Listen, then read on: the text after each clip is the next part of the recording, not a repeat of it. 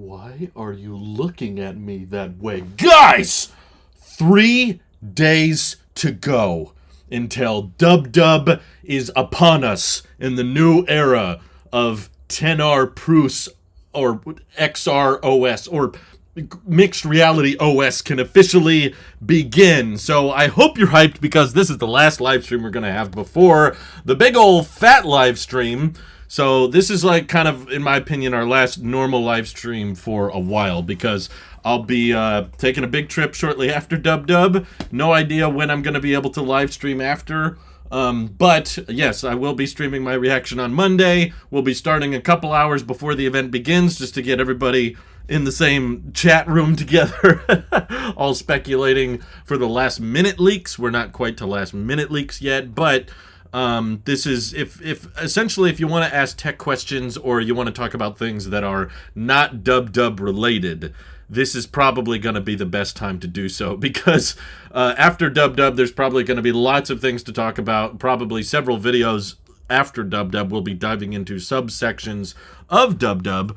So rub-a-dub-dub, I guess. Good evening, Katrina Bryce. Thanks for tuning in. A new subscription offering an iCloud. Wait, what, a new storage option? What are you talking about? A new TV series, new wallpapers across the lineup, and a new watch face. Just new wallpapers, that's all they changed. Yep, sounds like Apple. Apple Arcade app for iOS. What's the point of the Arcade app? Why does that not belong in the App Store? iPadOS is just going to get the lock screen features from last year and like 20 new emojis. See, that's the funny thing. Mark Gurman did this whole rundown on, okay, here's my whole report on what to expect at Dub Dub. I haven't really seen anything mentioned about iPadOS, but maybe I'm just not reading into it enough. I get at least. Technically, this is a pregame live stream. Yes. Well, the thing is, the next pregame live stream will be the live stream. It's not going to be a separate. The next time I go live, it will be for Dub Dub. Yeah, we'll technically start the stream before Apple's event begins, of course, but it's going to be the exact same stream. We react to it, learn everything in real time, and then talk about it after the fact. Then I'll probably stream myself filming and editing the recap video of Dub Dub after it happens. These typically end up being sometimes 6-7 hour live streams. They're very, very packed. So this is kind of the last normal one for probably a good couple of weeks. It's very weird to have an event for software like Android, just push it out silently. Well, Google has I.O. That's almost all software. There's hardly any hardware at Google I.O. But at the very end, they tack in the hardware. They got to bring the lock screens to the Mac. They've basically been the same since 2013. Does the Mac have a lock screen? That's what I'm trying to figure out. I guess I never noticed because my Apple Watch unlocks my Mac every time I open it, or I just rest my finger on the fingerprint reader. So I kind of forget that macOS has a lock screen, I guess. Who do I think will be the last to switch to NACS? Yeah, GM. GM sounds believable. Maybe VW. I don't know, but that's EV related. How confident are you that they will unveil the glass? So I don't think it'll be glass, Tama. It's not glasses. It's a headset, which there is a difference. Glass is something that is transparent that you can see through. That I don't think is happening, and I don't think will happen for many years to come. But it does feel very, very likely at this point that they're going to unveil a headset, which is not transparent, but it has a display that covers your eyes, but then they put ultra-wide cameras on the outside that you can see through if need be. Because they've invited several notable members of the VR community, and Apple's been dropping new games as of late that are somewhat VR-friendly, like No Man's Sky and Stray, and they're optimized for Apple Silicon and everything. And we're getting hints from, the creator of Oculus said the Apple headset's going to be awesome. And the creator of No Man's Sky has been dropping Apple cryptic tweets as of late. So it feels pretty likely to me. I don't operate on certainty, especially with leaks and rumors, so I'm not saying it's 100% happening, but I will give it at this point like around 70% is where I'm at, I guess. It's like more than likely, I think, happening. Maybe there's a chance it's not, and all of this was fabricated and faked to generate more clicks, which given the desperateness of the tech community, I wouldn't be entirely shocked by, but I'm not at like 90% yet still. I hope they release glasses. I don't think the tech exists for good augmented reality glasses. Basically, the closest thing we have to that is the Microsoft HoloLens, and it's not very passive. Just like the Apple Watch, Apple invited fashion industry heavyweights. Oh, there's an idea. Is your name Lazy Daisy? That's a fun name. Yeah, I do think that while I'm not a big fashion guy, obviously, like I'm not big into the looks and buying the right clothes or whatever. I mostly shop at thrift stores. Thrift shores. There's a cool idea. Cheaper beaches to walk at. Anyway, thrift stores is where I get most of my clothes, but I got to admit, given the current state of the mixed reality headset business, it's in need of some fashion treatment, you know? I think it's in need of some bedazzle. Find a way to make a mixed reality headset stylish and make it look cool, because pretty much no one else out there is making mixed reality headsets look like something that's like fashionable. So if there was someone to get it right, it would probably be Apple. They usually put way more time into design and emphasis on little details and how to make it look nice. And I do still expect the overwhelming reaction from the public will be mostly negative, either because of the price or the lack of price that is announced. I think either they'll say it starts at $3,000, or they won't say the pricing at all, in which case people are going to be disappointed. Be like, oh, it's probably really expensive, or the Apple didn't go into enough detail about it. But I do think the expectations are getting pretty crazy high, and that means that there's probably no way it can live up to the hype at this point. So I think it's pretty possible that we've seen all these mixed reality headset renders from these very talented concept artists on Twitter and YouTube, and because we've put so much work into it, the real thing is probably going to be uglier than we expect. At least that was how a lot of people reacted to the Apple Watch when it was first unveiled, and the AirPods when they were first unveiled, and the iPhone when it was first unveiled. Usually when innovation or new Apple products are staring us in the face, the public's reaction is not super positive from day one. It typically takes time, and there's usually a lot of criticism. So I'll be surprised if it looks as good as the renders do, or I'll be surprised if it looks as nice as we would like it to. There's a decent chance it'll be kind of ugly, kind of clunky looking, and then over time we'll get over it, and we'll get used to it, I suppose. Martnias Jerkis says the fact that Meta rushed MetaQuest upgrade, it is very likely. Well, that's true. I mean, I guess I see where you're coming from, is like Meta wanted to release their Quest early before the Apple event, but that technically could just be done based on what the current like media climate is pointing to. They're just seeing news articles and reports claiming that there's going to be a headset, so they figured let's get ahead of it. That doesn't necessarily mean that Meta knows something we don't about the launch of the headset. Like I said, necessarily. Maybe they do know something we don't know, but let's see. When is the iPad Pro going to have wireless charging? Because my charging port is bad. Well, if your charging port is bad, I don't know how, whether you got dirt in there or it broke somehow, you're not going to want wireless charging on the iPad either, because for it to have wireless charging, you basically have to turn the entire back or a decent chunk of the back into glass, which is something else that can break. And you'd also need reasonably fast wireless charging in order for it to be worth it on the iPad, because the battery's bigger than the iPhone. So it would definitely charge much, much slower than your iPhone charges via MagSafe. And because if you want it to be durable, you would make the glass section fairly small.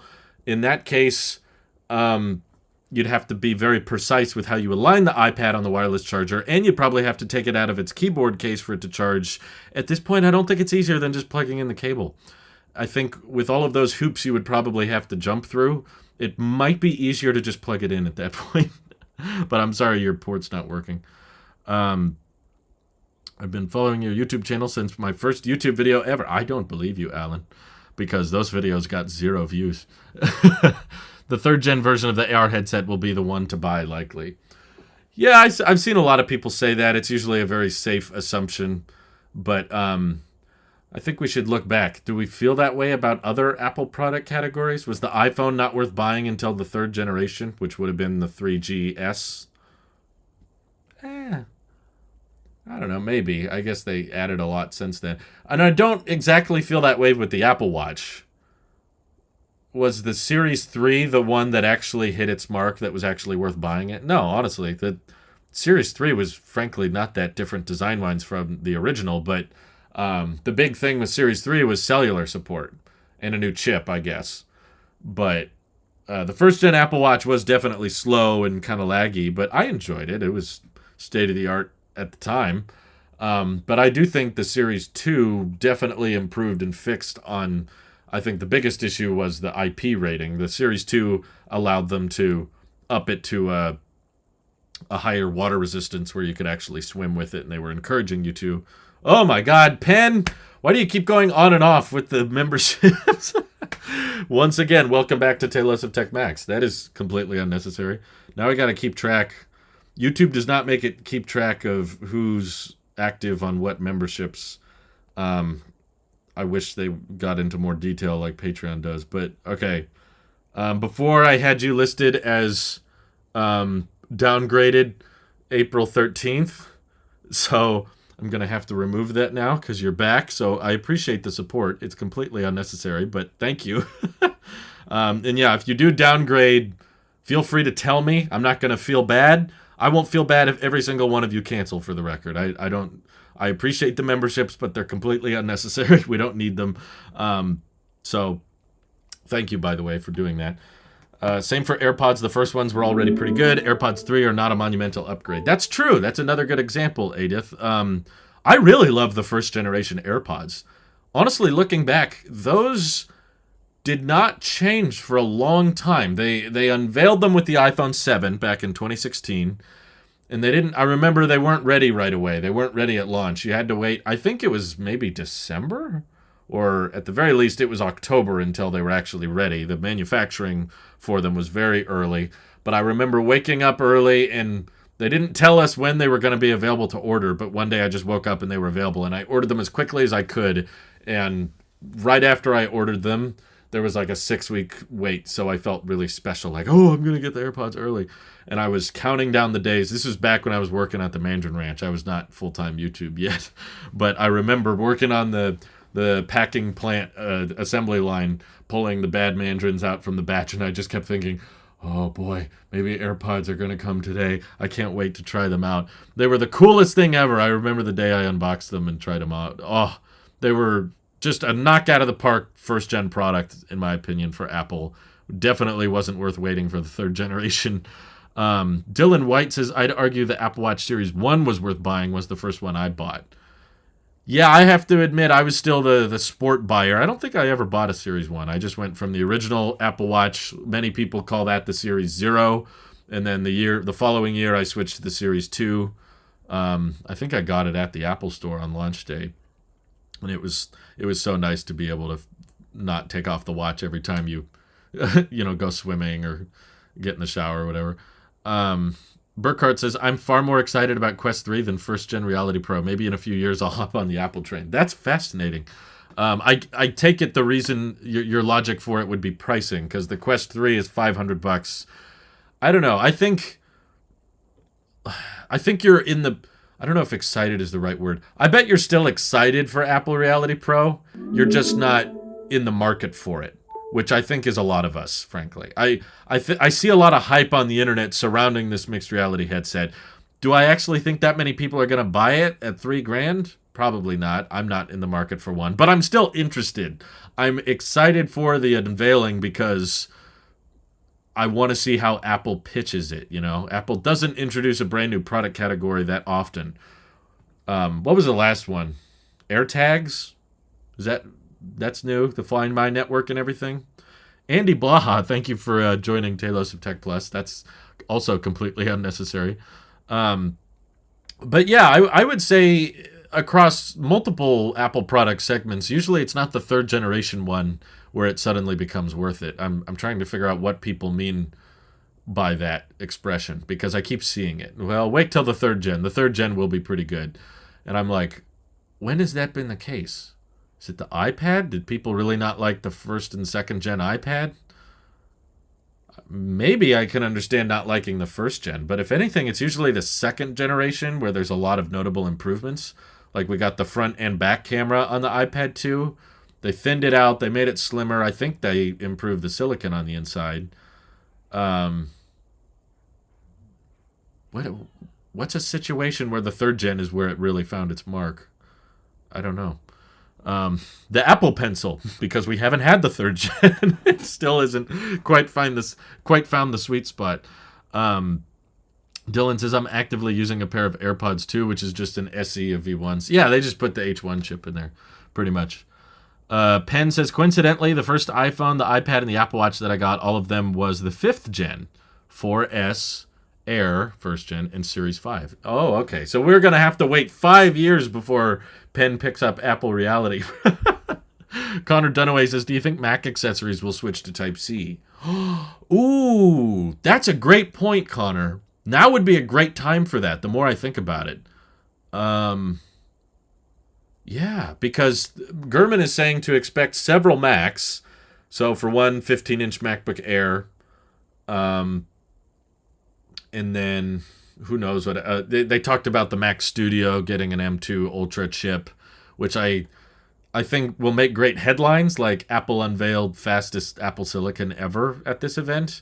But I don't think it will actually be that much different because every time we compare the M2 chip to the M1 chip, the performance always feels pretty marginally better. It's like 15 to 20% better. It's like, okay, yeah, this is a little bit of a boost there. That's kind of nice. Usually it runs hotter too, so it's more prone to throttling. But yeah, I think M2 Ultra was kind of disappointing for Apple, so they decided to delay the Mac Pro further. But if you're refreshing the Mac Studio and maybe... I guess introducing a MacBook Air, but that's kind of a separate thing. But if you're refreshing the Mac Studio, that might be a good time to drop USB-C Magic Keyboard, USB-C Magic Mouse. That would be really exciting, actually. Because that would, to me, that would point evidence towards the iPhone switching to Type-C more so than anything else. I don't care what the leakers say. I don't care what the analysts say. I don't care what the EU says. Just the simple idea that Apple is switching more of their accessories to Type-C would be a great indicator of what's to come. So I didn't think about that. We might actually get that on Monday. I hope so. Dylan says, I came very close to returning my Series 1, but thankfully I spent the money on I don't know how to pronounce that. Fa Milanese loop, and that made all the difference. It's all in the watch band, I guess. Ian Doors says, I still wait for AR glasses that look like normal ones. I don't honestly think that tech is as close as we think it is. Like, we were talking about that tech being available back in 2017. We were like, maybe by 2020 the tech will exist. And honestly, I haven't seen much progress when it comes to transparent displays. And the other big issue you take with glasses is they have to be light enough for you to wear without basically a strap around the back, which is why all the mixed reality headsets require that for now, because of the weight and everything. So I think that tech, while it sounds like not that big a stretch, I was thinking about this the other day, actually. There's a lot of tech that doesn't sound that much different from what we have. So it feels like noticeable, like it feels obtainable, I guess. There's a lot of tech that feels obtainable that's not, whether it be graphene batteries, people are like, oh, that's going to change all of our batteries and the capacities are going to skyrocket. But then every year it's like, oh, we're close, we're almost there, and then it doesn't happen. Or I remember when I was a kid, there was a discussion of like, okay, we have projector screens, this little box that can shoot a 2D image on a big wall or a screen, whatever. Okay, so you're projecting light. Now, all we need is something that can project in 3D. That can't be a huge stretch, right? Like, rather than just project onto a wall, project a 3D image so that we can have holograms. It turns out, even though those technologies sound similar or sounds kind of close, they're not as close as we think. Have I seen the Virtue 1 glasses? I wonder if that's the ones I was just looking at. Let me double check. Because I was definitely Is it Virtue 1? Oh, yeah, but how much can these do? Let me take a look. Oh. People. Oh, do I get to look like that guy? If you wear our glasses, you will be bald. I can't scroll. Let me just see features. Oh, do you have to wear that thing around your neck? There's an idea. Carry the battery with you. Oh, okay. Oh my god. This is very high frame rate for a website. Giant screen. Neckband. Mobile dock. Interface. What? Wait, so it's just a TV? Oh. No, this is not the same headset I was looking at, but... Giant screen. What is it with all these renderings? Is this a hypothetical product, or is this a real product? Oh my god. I'm blue, nabu dee dum dum. Yeah, I'm guessing this doesn't have the the same peripheral vision or the battery life that you're probably expecting it to have. 60 FPS, my butt. No, I have not tried that out myself, but yeah, that's probably as close as we can get it. It has no battery. The neck thing is optional. Weird. It has no battery, so how's it supposed to work? Faux means imitation knockoff. Don't worry, it also doesn't make sense to me either. I know, the English language is so bizarre. There are cars to have kinda AR displays. Yeah, but that's a car. That's not something you wear on your face. That's not really the same thing. I had to use blood oxygen sensor on my Apple Watch Ultra yesterday. The home health nurse didn't have her finger unit with her when she came. Jeez, that's scary. I hope you're all right, James, because that's not FDA approved. So I hope it's accurate, but it's not guaranteed to be that accurate. Super generous of you. Too much. I just ordered a pair myself just to try for 30 days. We'll keep you updated. Yeah, my guess is that it can't be that immersive if it's that lightweight. There's nothing wrong with being bald. I chose to go bald. Hair gets in the way of life. Yeah, but then you got to put more sunscreen on the top of your head. But like, it should be a choice, right? You shouldn't just magically go bald for buying those headsets. I don't hate bald people. My grandfather was bald. And I'm probably going to be bald for the record. I can already tell. You know, pull up an old video of me from 2017.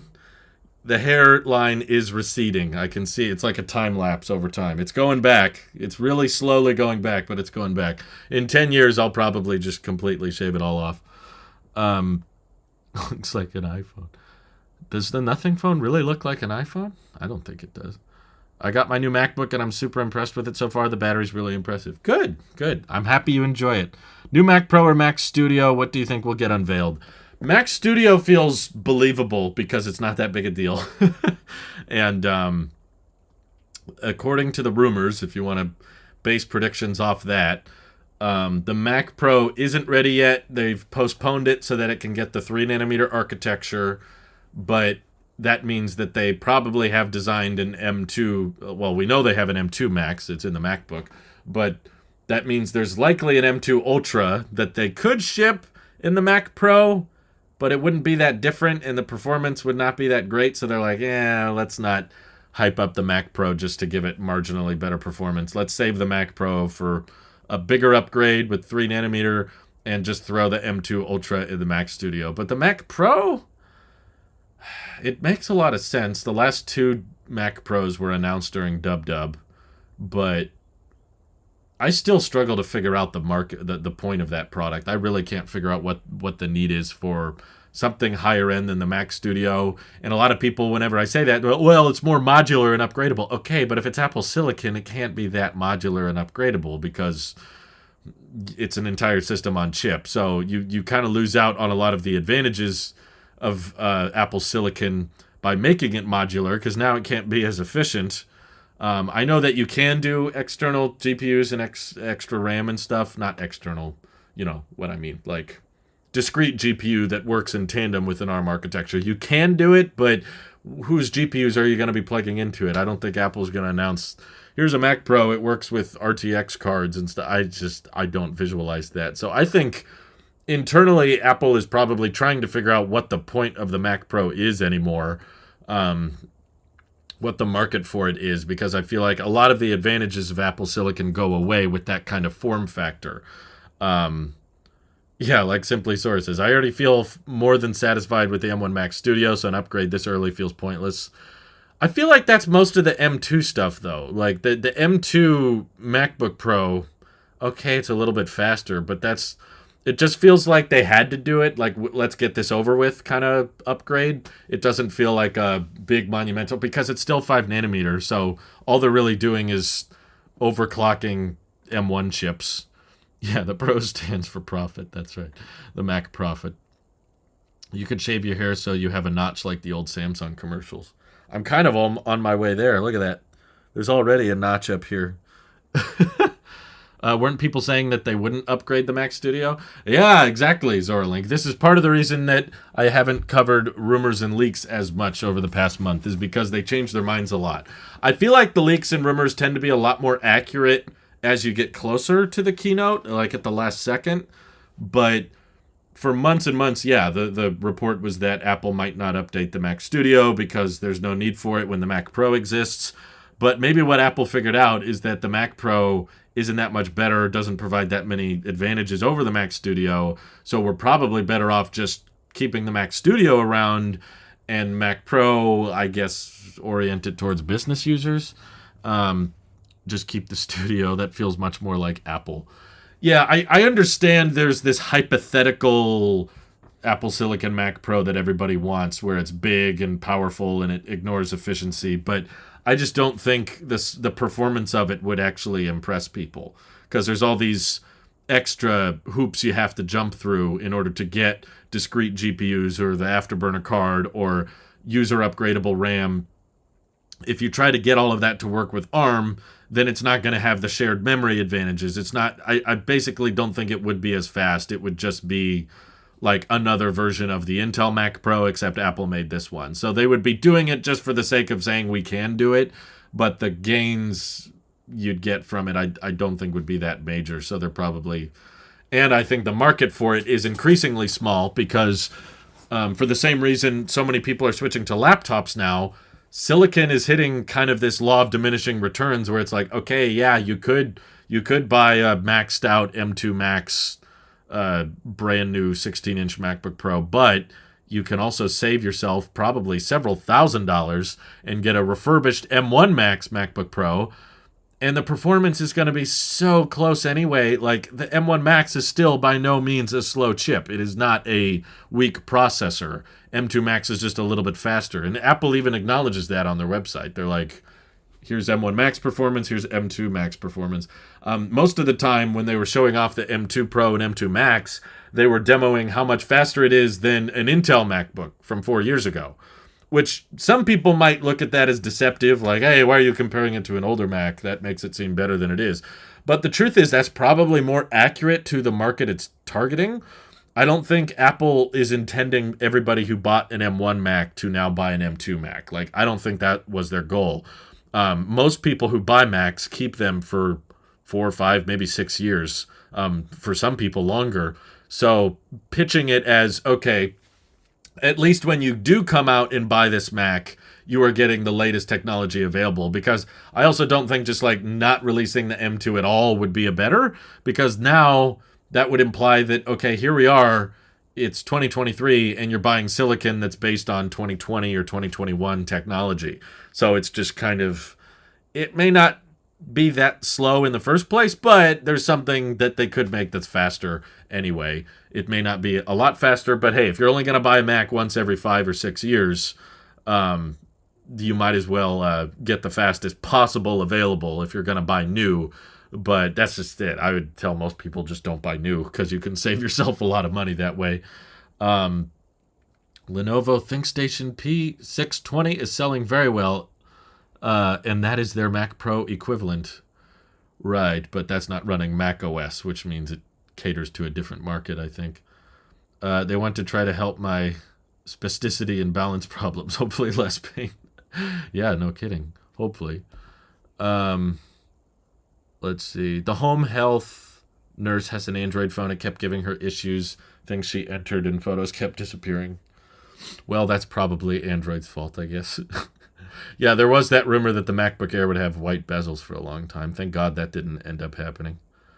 Even iJustine in a recent video said that if you have an M1 chip, you don't need to upgrade, and she's Apple's golden child.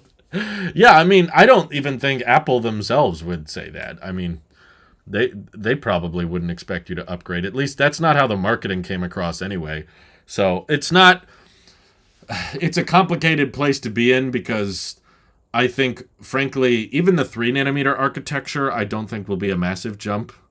We kind of hype it up a lot in the tech community a lot, but still, it's 5nm chips are still really efficient, really powerful.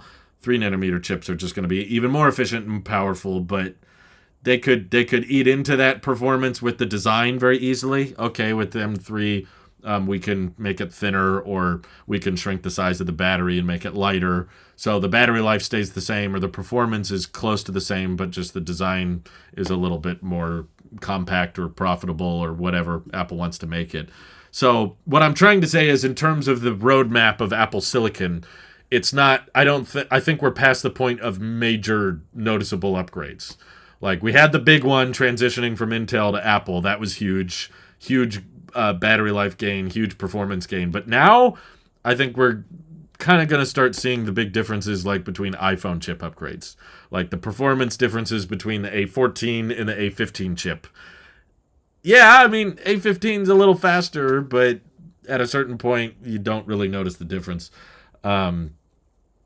Let's see. Even iJustine mentioned buying refurbished M1s in the same recent video. Well, that's good. I'm glad she's promoting that. I think more people need to be aware of that. In our culture today, there's definitely a lot of people that are insistent on, I have to buy everything brand new. I can't buy anything from eBay or Amazon because I'll get scammed. And I've been trying to prove in a lot of my videos how, for one, you get way longer return windows with Amazon or eBay than Apple's going to give you. So if you try out the product and you find out it's not as good as you thought, or it's not the right fit, or it's not worth the money, you have more time to decide with those third-party options. And in the case of the Pixel 6a, you actually get more charge. I got a charge brick with that phone. If you would have bought it new, you wouldn't even got the charge brick. And of course, you save. Google's still selling the 6a for $350. I bought it for $200 on Amazon, and if you buy it Amazon Renewed, you get a 90-day return window. And eBay always falls back to the buyer. You're more likely to get screwed if you're selling products on eBay, but I don't think that's most of us. A lot of people who are buying from eBay, the company's always going to take your side. So the likelihood of getting scammed is very, very low. But the likelihood of you saving money by buying secondhand is incredibly high. And as Apple Silicon starts to all kind of blur together and the tech is more incremental and minor upgrades here and there, I think it makes more and more sense to go secondhand or to go refurbished, because there's so little differences. You're not missing out on much. You're not gaining much by buying new in the first place. It's kind of like the car business. That's why most people buy cars used, not new, because there's not a ton of advantages to buying new in the first place. Let's see. I still need to see a thing it can't handle with M2 Pro. Wait, what are you doing? It can't handle with M2 Pro. My friend refuses to buy refurb because, ew, peasant hands have touched it, basically. I've tried to convince him. Well, he can, if he can afford it, I guess that's his, jerky position. But I just, especially when we're going into economic climates that are bad, a recession where people can experience inflation, where the cost of living goes up, your rent goes up, or you want to buy a house and the interest rates are super high. I think there's going to be a growing push with time for more affordable options. How can I buy things more in a cost-efficient manner? And I think tech is definitely something that a lot of people will spend big money on. That's why Apple is the most valuable brand in the world, is because they take more money from their customers than practically anyone else does. They just have such a huge audience. I mean, they have such a huge customer base, and a lot of those customers are buying big ticket items. So that's why I tend to try to persuade people, this is the kind of item you might want to go more affordable with, at least now when the tech is also good. You can use a phone from 3 or 4 years ago and it's still really solid and it's still quite capable. My friend Ross, I was hanging out with. It was his birthday today, so I took him out to breakfast. He actually showed me. He just downgraded. This is my friend. He was helping me film some stuff for next year's intros and outros, actually.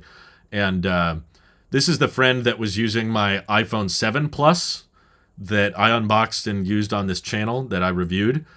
He was still using it, but he decided he wanted to downgrade. He wanted to go further back. So he found his brother's old 5S, and he had switched over to it. Now he's using his 5S. And he was talking about how short the battery life is. But he likes, I don't know if I inspired him. He didn't say that. But it's kind of fun to see like what once was, like back in the day, what tech did we get by with, and how actually there's decent tech from the old days that still works and is still reliable, and just all the more reason to not blow all your money on the latest iPhone. AJ, thank you for the super chat. Apple is the most valuable company in the world, but come on, Apple, you got some money to redesign the iPhone every year.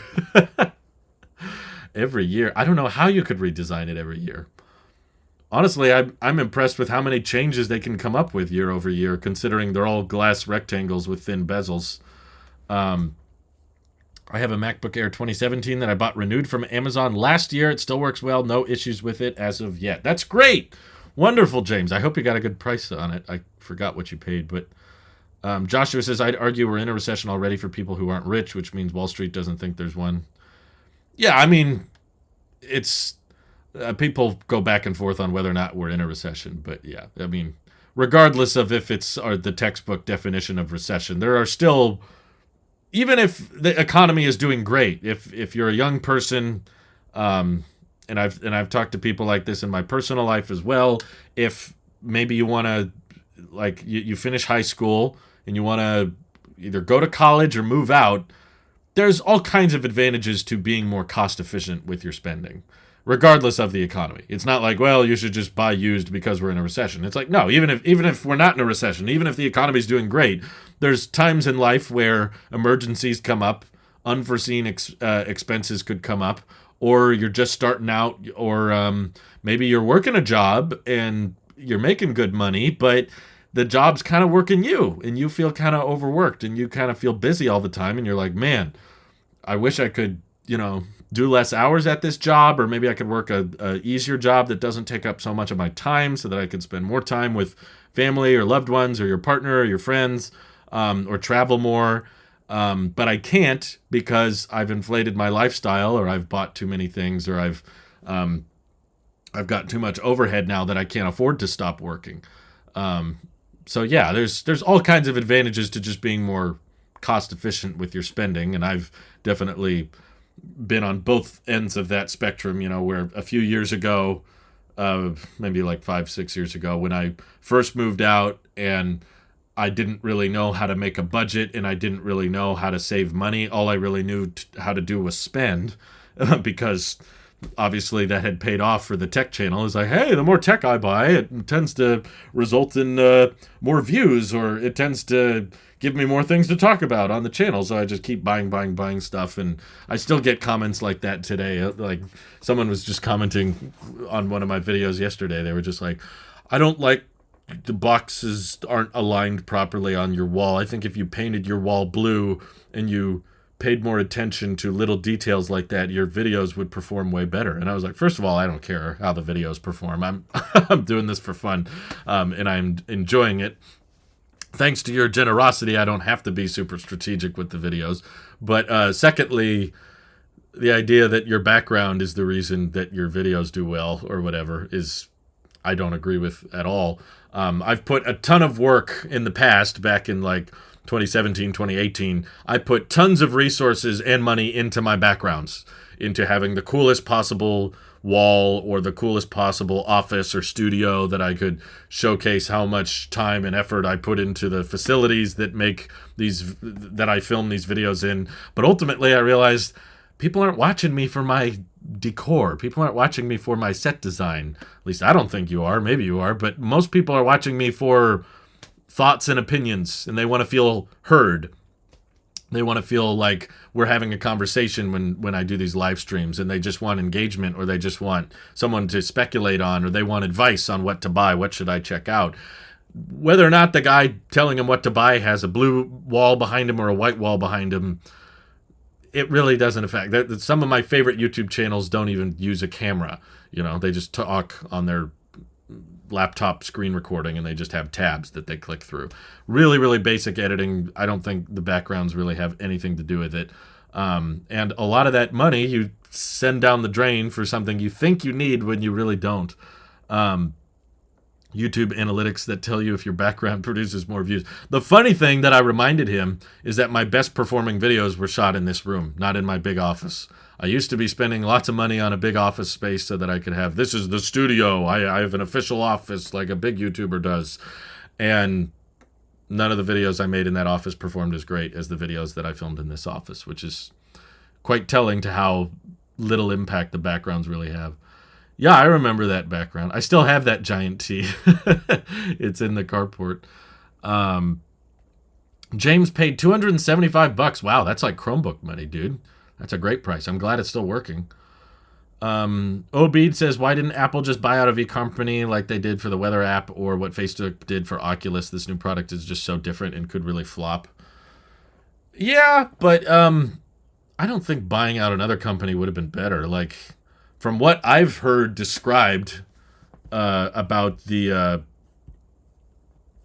Apple mixed reality headset is that the reason it's so expensive is because Apple went overboard, or maybe not overboard is the right term, but they went overkill with the hardware. They wanted it to be super premium, super lightweight, super thin, super capable, high quality displays, motion tracking, so you don't need hand controls and all that. So if they went above and beyond with this hyper engineered product with Apple Silicon powering it so that you get lots of performance without much energy consumption, I could see where the ARM architecture that Apple has would help out in that use case. What is a third party VR company going to offer? Who's gonna benefit from that? You know, like, I don't think there's a company Apple could buy out that would actually help them very much. I think it would probably be much cheaper for them to develop that internally. I feel differently about an EV, but something as small and lightweight as a headset, I think Apple's going to be far better at that than relying on a third party. Katrina says, as long as the video audio is good enough that it doesn't distract from the content, then it's fine for me. Exactly. A lot of my favorite channels shoot everything on an iPhone. And it's not even like the latest iPhone. And a lot of channels, like I said, are just screen recordings of their laptop display. And it's not a super fancy laptop either. Like, I really want to emphasize people that are aspiring content creators out there, or people that want to get more into YouTube content production.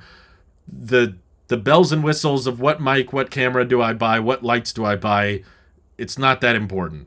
All that matters is, can they see you and hear you? Maybe not even see you. Debate, like I said, I watch channels that don't even show their face. Can they hear you? And do you have something of value to say? And can you edit it in a way that is engaging or entertaining? You know, focusing on, why are people watching this? That's what matters.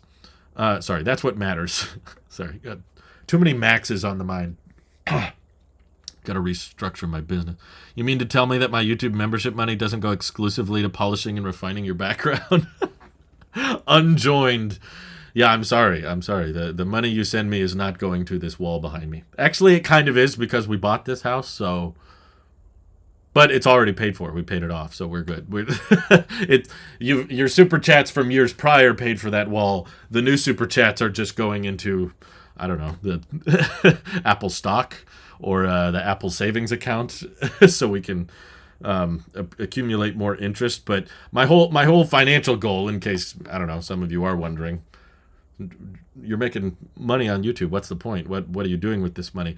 My goal, because I enjoy this, I love talking tech. This is kind of the most exciting time, in my opinion, for Apple, is right before the event. There's just a couple of days left, and there's all this talk. There's all these crazy rumors about, oh man, we're going to headset, it's going to be expensive, all these new Macs and new software. And we get this feeling that it's going to be a really packed event that's going to affect all of us in one way or another. Even if you're not buying the headset, or you're not buying the MacBook Air or Mac Studio, you're probably using an iOS device of some kind, or a watch or an iPad, and the updates that they talk about at this event will be things we get to take advantage of and utilize. most of us for free through this software that gets announced. And I just love this whole speculative part. It's like the Christmas Eve feeling, which in many ways is better than the Christmas Day, is like the night before. 'Twas the night before the Apple event, where there's so much speculation, there's so much wonder, there's so much hype surrounding it. And yeah, we tend to be disappointed by a lot of the actual content. It's not as good as we thought, but there's other things that we end up liking more than we thought, or we go, oh, I didn't expect that. That's actually kind of cool. That's been kind of a running theme for me at WW is, oh, the hardware wasn't as impactful or as big a deal as I thought, but actually the software impressed me more than expected. I didn't anticipate how exciting that would be. But what I love more than the tech itself, what I love more than the software or the hardware, is the fact that after the event, we all get to weigh in on it. We all get to talk about it, and we get to interact with this community. And of course, I understand life costs money. There's bills to pay, and there's property taxes for me, or there's, electricity bills and food and people that I'm, responsible for, people I take care of in my family and stuff. So there's logistics and benefits, of course, to having an income. But my goal with lowering our expenses and not buying the latest and greatest tech and not having super expensive phones all the time, or buying super pricey cameras or lights or office spaces or studios, is because I realized that what I loved more than the tech itself was the community, was the getting to know people. Some of my closest friends now are people I met just like this, like my great friend Mike, who I'm going to see next week. Who we've gone on great adventures with, and drives and hikes, and we've just shared life together now. We've known each other for many years. I met him through a live stream like this. He was just talking in the live chat and said, hey, if you want to film a video on my car, let me know. And I was like, sure. And we met up and we talked about the car for a while, but then we just started talking about life. And after a while, we were like, hey, we're not actually talking about the car. Now we're just good friends. Same thing with Nick. Nick was a viewer of the channel, and he was watching the live streams just like you guys are right now. And now I don't get to see him as much as I'd like, because he's out in Texas taking pictures of rockets. But I still love catching up with him. I just caught up with him the other night. We had a big, long conversation about what his plans are and what my plans are and what we're doing and how life's going and stuff. It was great. And Randy, who's on vacation right now as well, and we've had amazing talks. And he was at my wedding. And I'll never thank him enough for showing up there. It was a really crazy time. It was just busy and everything. So it's the community that I valued most. And what I realized was, when you increase your overhead, your monthly expenses, whether that's rent or your mortgage or your budget for how much can I spend on new iPad, or how much can I spend on Ultra Apple Watch or AirPods Pro 2, if that's just the tech stuff, there's other things like food and whatever. But all that overhead means that it is pulling you away from the community side and making you have to be more strategic with your videos. Like, I guess I gotta clickbait, or I guess I gotta do something that pleases the algorithm, right? I gotta do what I gotta, or do a sponsorship, which I'm not saying those things are inherently wrong. YouTubers can run their channel however they want to run them. That's totally fine with me. But how I want to run my channel is, we don't have to worry about, oh, what brand deal am I going to get this month to cover my bills, because that pulls away the genuine honesty that you have between a creator and a viewer, and it increases the bond between you and a brand, which I feel like is a lot less impactful and a lot less meaningful than the relationship between just people online that are friends, that just have similar interests, like Paradise is saying. Yeah, that having the same interests with other people, because there's not very many people in my personal life that are interested in Apple events or EV content, and I like talking about it. I like speculating on it. And I realized that by focusing on more passive forms of income, whether it be, the Apple official answer would be like, you put a bunch of money in the Apple Card savings account, and now you get interest payments once a month. And if that's not where most of my money is, but by investing in more, high dividend stocks or individual stocks that grow with time, as we eventually transition to where we're just living off of the income from our investments, then you don't need to worry about AdSense if YouTube changes the CPMs, or if the tech news gets dry and there's not as many people watching, that's okay. That's all right, because your logistics of life, of the electric bills and food and property taxes and all that, that's all taken care of through other means. So now your YouTube income, you can just focus on the viewer, and you don't have to focus on, I need to get X number of views in order to pay my bills and stuff. So I'm more focused on like the individual, less so the brand or the numbers, which is why I was telling that guy, I don't forget his name. Someone is telling me I got to paint my wall blue and I'll get more views. And I was like, I have painted so many walls blue in my time, and you know what? It never resulted in a huge push in views. So I decided I'm going to get a colored light bulb that turns the wall blue, which is going to be a lot cheaper and a lot easier. And ultimately, it doesn't even matter. Like, in a week, I'm not going to be here, and I'm not going to be filming videos in this office anyway. I'm going to have a totally different background, and I don't know what that background is yet, because I'm going to travel and visit some people that I haven't seen for a while, and I'm going to have to get creative with the background, and it might change a few times. So, yeah, I think that's what's best for us as a channel, or as a creator, is just focusing more on the community, less so on the brand, less so on the numbers. And because I don't necessarily think, some of my favorite YouTube channels are not very big at all. They don't have a lot of subscribers, but they feel more personal and they feel more real. They don't feel as overproduced, which I think when you get too overproduced, it starts to feel just like an ad. It just feels like a company made it, and it kind of loses a lot of its character in that way.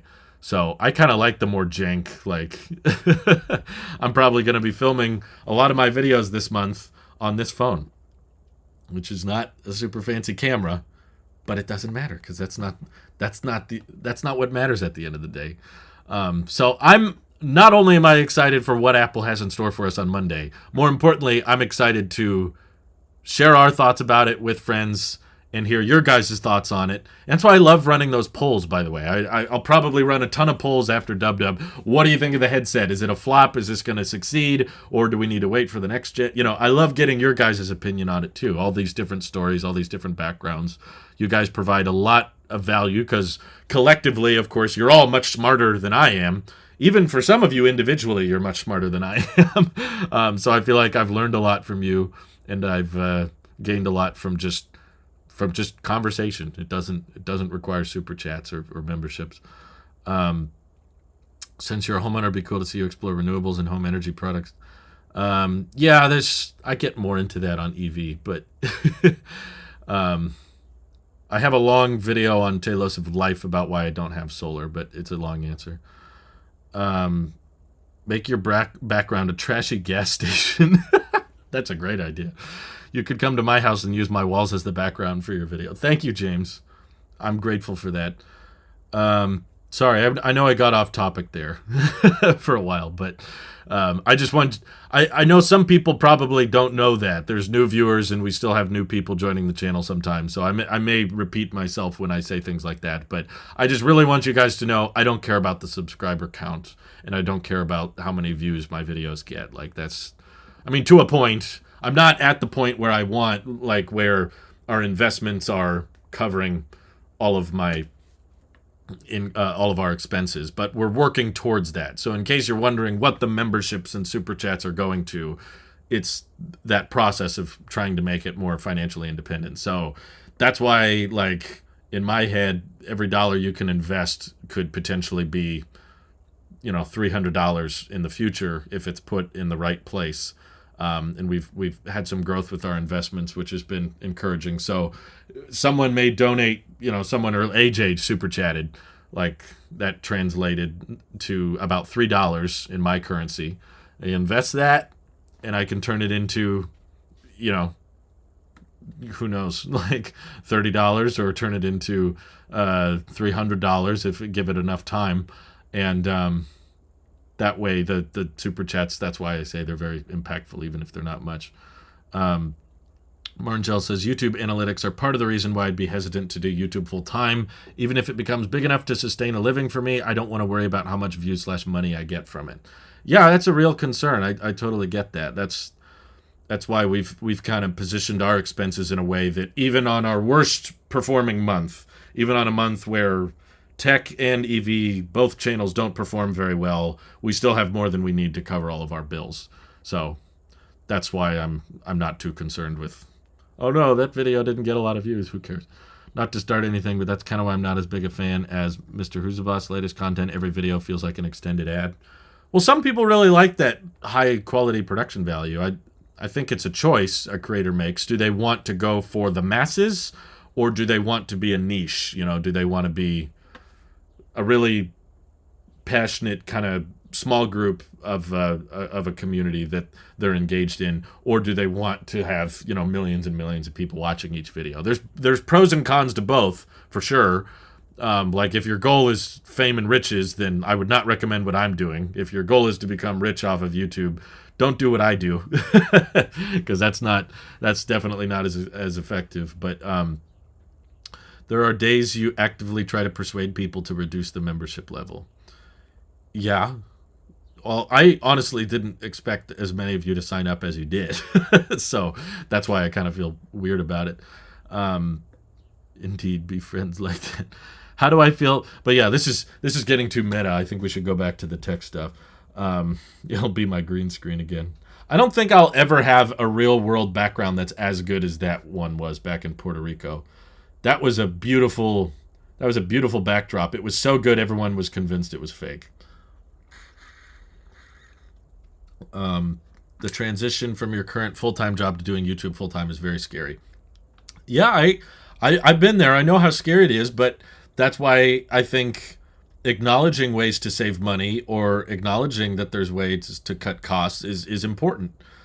Because again, it doesn't matter if you're in a recession or not. That's a scary transition, but it's something that ideally, I think the reason there are people who want to be content creators is they like the appearance, at least, of freedom. I can set my own hours, I can be my own boss, or I can talk about things I like. This started out as mostly a hobby for me. I always wanted it to become a full-time thing, but it couldn't be, obviously, at start. It took me, I was doing YouTube for 7-8 years before I actually could rely on it full-time. But if you lower your overhead, like every dollar saved is like another dollar earned. So that's why I'm more motivated these days to push people towards, you know, more budget-friendly options. Maybe like I've been saying, even if I love the 15 Pro Max when it comes out, you know, like I'll review it and I'll talk about it, of course, because it's the new thing, and you know, it's exciting to see what directions Apple's best-selling products are going to go in. But like I've said before, even if I really love it, I'll probably still wait until I can get it secondhand. I'll wait until it's available at a discount so that I can save some money on the purchase, because a lot of people tend to have this urgency of like, well, I need to get it right now. I need to have it this second. And especially with the case of Android phones like this one or the Pixel, they devalue really, really quick. So if instead of buying the S23 Ultra, you check out an S22 Ultra, you might save yourself $800 just by dealing with last year's model, which is still really good. It still has an amazing camera, great display, great battery, and all that. So I think those kinds of cost-saving techniques are what enable those kinds of job transitions where, okay, I want to do something I'm more passionate about, but it doesn't make as much money. The lowering of the expenses is what enables those kinds of lifestyle changes, which I think are great. Let's see. Let me get back into mixed reality here because I've been off on the YouTube tangent.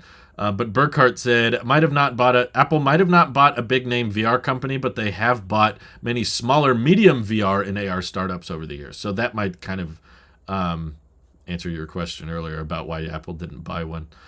I honestly think I'd be too lazy to stick to a consistent schedule for churning out videos. Hey, I mean, I'm not that consistent either, Ivan, let's be honest. It's not like I'm very on top of it either. Unless you're Mr. Beast. Google is behind YouTube. There are many people who say they can't always say what they want in the videos. That's true. But they are technically, Google is not the government. They're a public company, but they run a platform.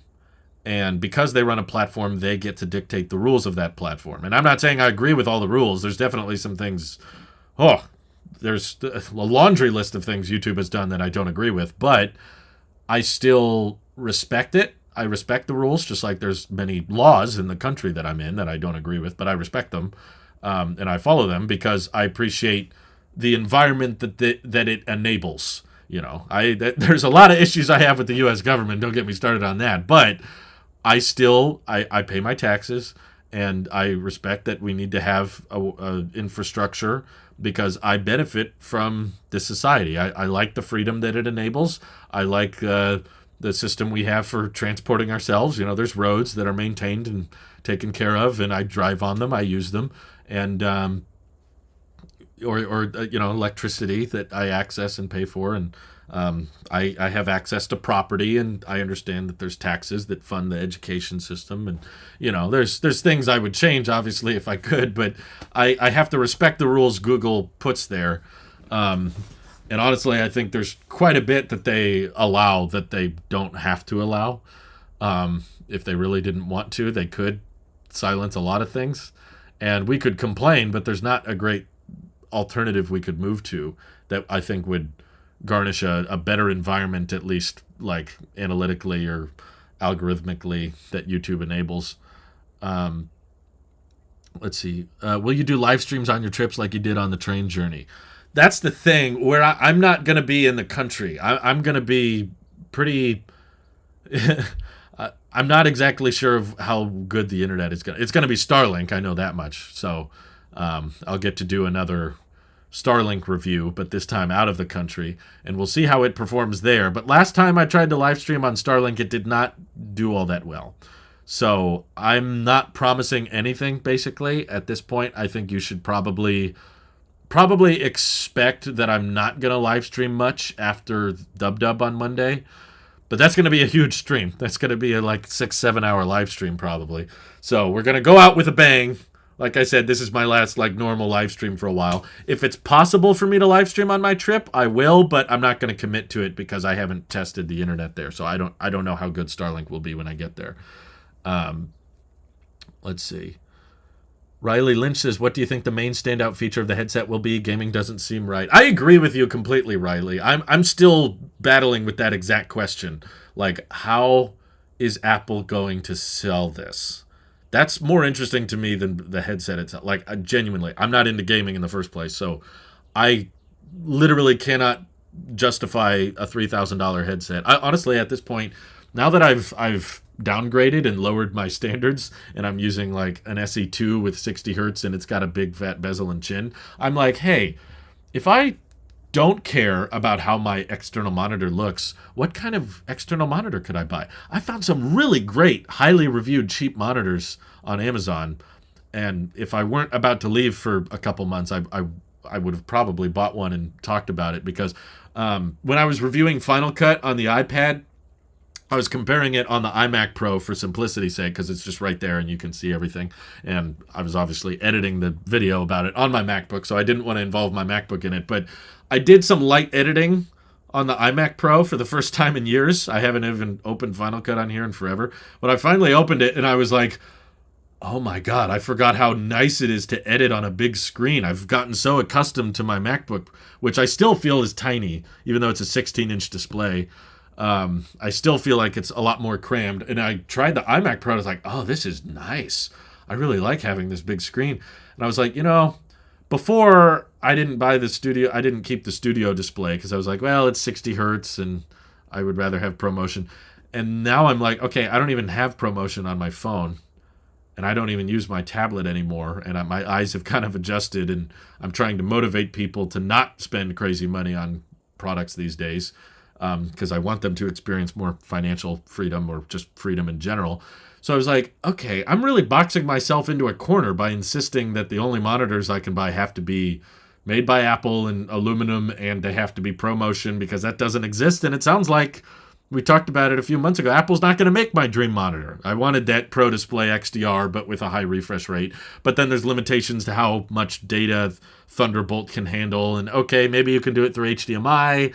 2.1, but that means that you have to have a different cable for power versus for data. So I was like, you know what? I'm not gonna get like I'm limiting myself by insisting on these extreme expectations. Like, I also hope you guys know, if I lost my MacBook Pro, my 16-inch one that I'm using right now, if I lost this, I would not replace it with the same spec. I would definitely go with a binned M1 Pro, because this was a very expensive laptop. And I mean, it's great. I use it a lot, and I'm happy I have it. And I got that Apple Card cash back glitch, which was awesome. So I feel really, really lucky I got it. But I still think if I was buying it today, I'd go refurbished, binned M1 Pro. We've seen what the fastest M1 chip can be. Now I would want to see what like the cheapest Pro level chip could be. Only reason I'd go with a Pro over an Air is, well, there's a couple reasons. The cooling system and the speakers and the microphones, which I'm using right now. I really love the microphones on the MacBook Pros compared to the Air. So, but I would try to get it as cheap as possible. And basically, I was looking up monitors, and I was like, man, there's some really affordable, decent-looking monitors. So I... it's a long, roundabout way of saying, like, I can't justify a $3,000 headset, and I don't really know anyone that can. So how is Apple going to sell us on this headset? Like, what's the use case for it? And I agree with you, Riley. It doesn't sound right to just say, well, it's good for gaming, because there's only a handful of games that you can really do some cool VR stuff with, and that gets old fast. In my experience, I've known people with VR headsets, and it's cool for a while, but you always default back to the just regular monitor experience. So it's exciting to me because it feels like Apple is doing something real risky. And I don't just mean, okay, yeah, it's risky to sell a Pro stand for $1,000 or a Pro Display XDR. I don't mean risky by just really expensive product. I mean risky as in new product category, and they're probably going to try to pitch it as something more passive. I hope, maybe I'm wrong, I hope they try to pitch the headset as something more passively that's not just gaming, but I'm sure it can do gaming, but like it can be used for so much more than just that. And it could be something that you use on a daily basis for productivity or for keeping in touch with people, or maybe their social side of it. The metaverse, right? They're not going to use that word. They're going to have Memoji-verse or whatever. James says, I would use the headset as a paperweight. There you go. Okay, he's got a function for it. That maybe, because this is our last stream before the event, what do you guys think? I'd love to ask the chat, what do you think? Let's put aside gaming, because that's the obvious one. That's what most people are using the mixed reality headsets for right now. Aside from gaming, what do you think the justification for a product this expensive is going to be? Are they going to pitch it as a developer? Yeah, that's what Burnt Toast Brain. That's a great name. He's already saying that. The headset will try to be aimed at being a developer headset so they can build out software for when their second-gen headset comes, and that one will be for the masses. Interesting. How about buying a used refurbished studio display? I looked those up, AJ, and they're still not very cheap. Even a used refurbished studio display is typically north of $1,000. You'd be lucky to find one under $1,000. What I'm trying to tell you is, if you try to go through this exercise with me, which is not easy, I know, but if you try to lower your standards a bit, I found a 32-inch 4K monitor on Amazon with 4.5 stars. It was highly rated. It was like $200, maybe not exactly. It was like $250 for a 32-inch 4K monitor with good reviews. And I was like, and it looked pretty good. Okay, this is going to turn into like a free sponsorship. I should really be getting paid to say this. But let me find the monitor I was looking at. And you guys, I haven't bought it yet because obviously I'm going to be gone for several months. So that's part of the reason I haven't bought an external monitor after all these years of using my MacBook, because I know that for a decent chunk out of the year, I'm not going to be able to use it. Yeah, okay, it was $280. Sorry, it's a little bit more than I thought. Look at this thing. That's it. I mean, Sure, it's no studio display, but the bezels are super thin. The chin is there, I guess, and I don't like the logo there, but I don't know, put electrical tape over the logo or something. Westinghouse, I don't know if they're known for sucking or something, but look at that monitor.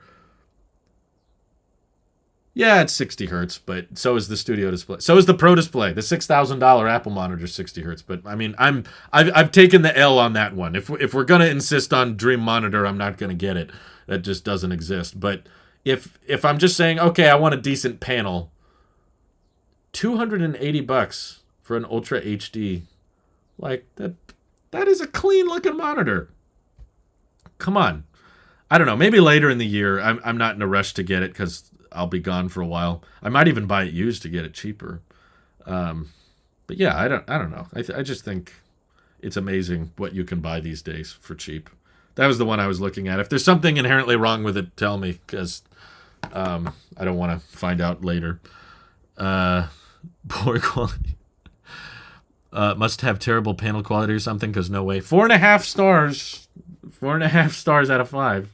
So it was not like a poorly reviewed. Most people bought it are impressed with it. But yes, I returned the iPad in case you're wondering. The iPad's gone. Let's see. Joshua said nothing. VR is a niche and it's not really practical for anything. I don't like how dismissive you are, Josh, but I hate that I kind of agree with you.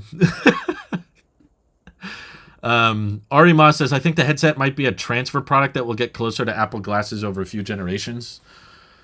I think you're right about that, but I don't know how close it can get. My guess is that it's actually technically going to be way, way easier for Apple to just put displays over your eyes that are really bright and really high refresh rate, and then they emulate with ultra-wide cameras your reality. So they're just projecting in real time your surroundings into your screen. I think that's technically going to always be way easier and cheaper than making transparent lenses with high quality projections on top. Westinghouse is a zombie brand. I don't care about that. I'm just saying it's highly reviewed. Must have terrible panel quality. Dylan White says, at this point, would you be more willing to go lower res 1440p or 120 hertz at 60 hertz at 4K? My $300 1440p monitor I love and it charges in data over USB-C. You know, I still admire and appreciate the high refresh rate, but I've gotten used to not having it now, basically, because I don't have a phone with it anymore, and my phone is probably my most used device. So it's not super important to me. I was just mainly looking at size, because the main reason I want an external monitor is to have a larger work window. And 1080p, I know will look a bit more pixelated. So I thought 4K was decent for that price. I don't know if there's a substantially cheaper 32-inch monitor that's 1440p. But I feel like I'll be getting into the pixelation realm a little bit more if you put 1440p on a screen that big. So 4K felt safe. Looks like it is 4K at 30. I didn't see that. I read reviews. People were using it at 60 hertz at 4K. Only in gaming do you appreciate the higher refresh rate, to be honest. I appreciate it even when not gaming, but it doesn't inherently unlock something, you know. It's meant for work. It's not meant to be pretty at the end of the day. So a lot of you guys seem skeptical. Is it all 1 and 5 star reviews? Always check. I don't think so. But let me go to the rating section. Yeah, I guess people have it set low for gaming. High for value for money. Picture quality is high. Screen quality is 4 out of 5. Brightness is 3.6 out of 5. That's not great. Did they change the way you rate? Yeah, no. Here's the customer review section. It's not a bunch of ones. There's actually more 4-star reviews than there are 1-star reviews, but 80% of them are 5 stars. Well worth the money. Happy customer, great value. I don't know. It's Amazon, so of course, if you don't like it, you can just send it back. But But I don't know. I thought that might make a fun video in the future because I'm in the market for a monitor, and I want to speak, live by what I've been telling people and try to be more affordable. So if there's a really great 4K monitor out there, then for video editing, I imagine resolution is more functional than refresh rate. I bought mine for gaming. That's fair. If it has HDMI 2.0, it should support 4K at 60. You don't need, I'm pretty sure, Marngel, you don't need HDMI 2 to hit 4K at 60. At least I don't think you do. I remember really old Apple TVs with... Oh, maybe I'm thinking of 2.1. 2.1 is overkill. But I think what I saw on that review was people needing to use the display port to access 4K at 60. Maybe HDMI doesn't cut it, but it's just one cable. I think I have a display port, actually. Do you notice the refresh rate on iPhone when not gaming? Absolutely, instantly. I picked up the second I tried a 13 Pro back when they first got 120 hertz. I was so grateful for it instantly. And now I've moved away from it, but I sold my 13 Pro Max to my mom because she needed a new phone. I gave her a low price on it, and I don't know if she notices it, but I was helping her with her phone the other day, and she handed it back to me, and it immediately stood out. I was just like, oh my God, this is so buttery smooth. I forgot how nice this is. But I have smartphone addiction anyway, so I'm trying to make the smartphone less desirable to use. That's why I switched to Android. I stopped using my phone once I switched to Android because it sucks. Animations are quite clunky. But... oh well. 89 Tech, thank you for the super chat. I don't think the VR headset will be available worldwide, probably because of limited market for such a niche device. What do you think? Absolutely. I mean, there's already HomePods aren't available worldwide, and I think Ross Young has said that the production capacity is very low for the headset. I think they're going to make like under 1 million of them, which may still sound like a lot, to be fair, but to give you context, like the iPhones, when they start taking pre-orders for them, they typically already have like 10 to 20 million already built. So the iPhones are built by the tens of million, and the headset is rumored to they're rumored to build like under 1 million a year. HDMI 1.4 cables are harder to find than 2.0. All cables in my home were 2.0. Okay, yeah, Marngel's correct. I don't know if you can get 4K at 60 through their HDMI port on that monitor, but I wouldn't be surprised if it needs... you need HDMI 2.0 for HDR, though, I think. I hate HDR so much. It's such a big mess. But, of course, if I need to do some kind of weird HDR color correction stuff, my MacBook Pro has mini LED, so I can always fall back on that if I need to. But... yeah, because it's stock Android. No, this isn't stock Android, and I've tried it on this. I'm going away for 3 months, roughly, yeah, maybe longer. We're actually talking with other friends that we might visit after we get back already, so it might it might be a very decent chunk out of the year I'm not going to be here. But I'll have internet, I think, so I should be able to still post videos and stuff. I really want HDR disabled on my iPhones. I always turn it off when I get a new phone. If you're recording videos on your iPhone in HDR, it will look okay on the phone, but as soon as you move it onto the computer, even on my MacBook with mini LED, it breaks Final Cut, and I have tried endlessly to try to fix the color correction to just make it flat, just make it not HDR, and it sucks. It's way too complicated. It's not easy to do.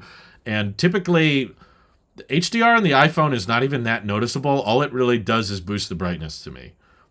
Whenever I show a video that was shot in HDR, it just looks super bright. It just peaks the brightness up. And I'm like, great, that's wonderful. Humans don't like HDR. That's why we wear sunglasses, is because we don't like when things get too bright and too different. That's why my wife's always lowering her brightness on her phone. I think HDR is just a waste of time. Have I tried using apps that make your screen HDR at all times that allows the screen to get really bright? I have tried that. It scared me a bit because I use this machine for work, so I'm nervous about permanently damaging the screen. And I feel like if there was no downsides to using your MacBook screen at HDR mode at all times, they would probably let you if there was zero downsides. So the fact that Apple doesn't let you do that means that there's probably some downside to it, either overheating or causing damage to the panel over time. And I could, hypothetically, I don't know for sure, but I could hypothetically be using this MacBook for 8-10 years. I don't know. I really have no intention on selling it. I don't plan on upgrading it anytime soon because it's amazing and it's got a ton of storage space and it's fast and I love it. This is a great machine. So I want to make sure that it lasts a long time. That's why I installed Al Dente on my MacBook to keep it capped at 80% as much as possible because I want the battery to last. And the battery's not that hard to replace in the future. I might end up doing that. But the truth is, the battery on my MacBook Pro could degrade a lot, and it would still last me through the day because the battery life on the MacBook Pro, this is amazing, by the way. This is like the best battery life in any MacBook.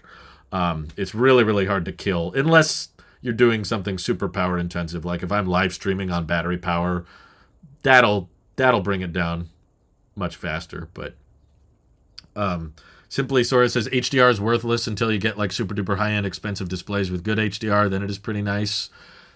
In my line of work, though, most people are watching these videos on their phone. And HDR files are drastically larger. It's like stupid how big they get. So it takes longer for the footage to import. Takes longer for the video to export. And then you have to assume that the person watching it takes way longer to upload, too. And then assume that the person watching it has a screen that can tell the difference. No, it's just not worth it to someone like me. Maybe if you're making, original programming for Netflix or you're filming Apple TV Plus shows.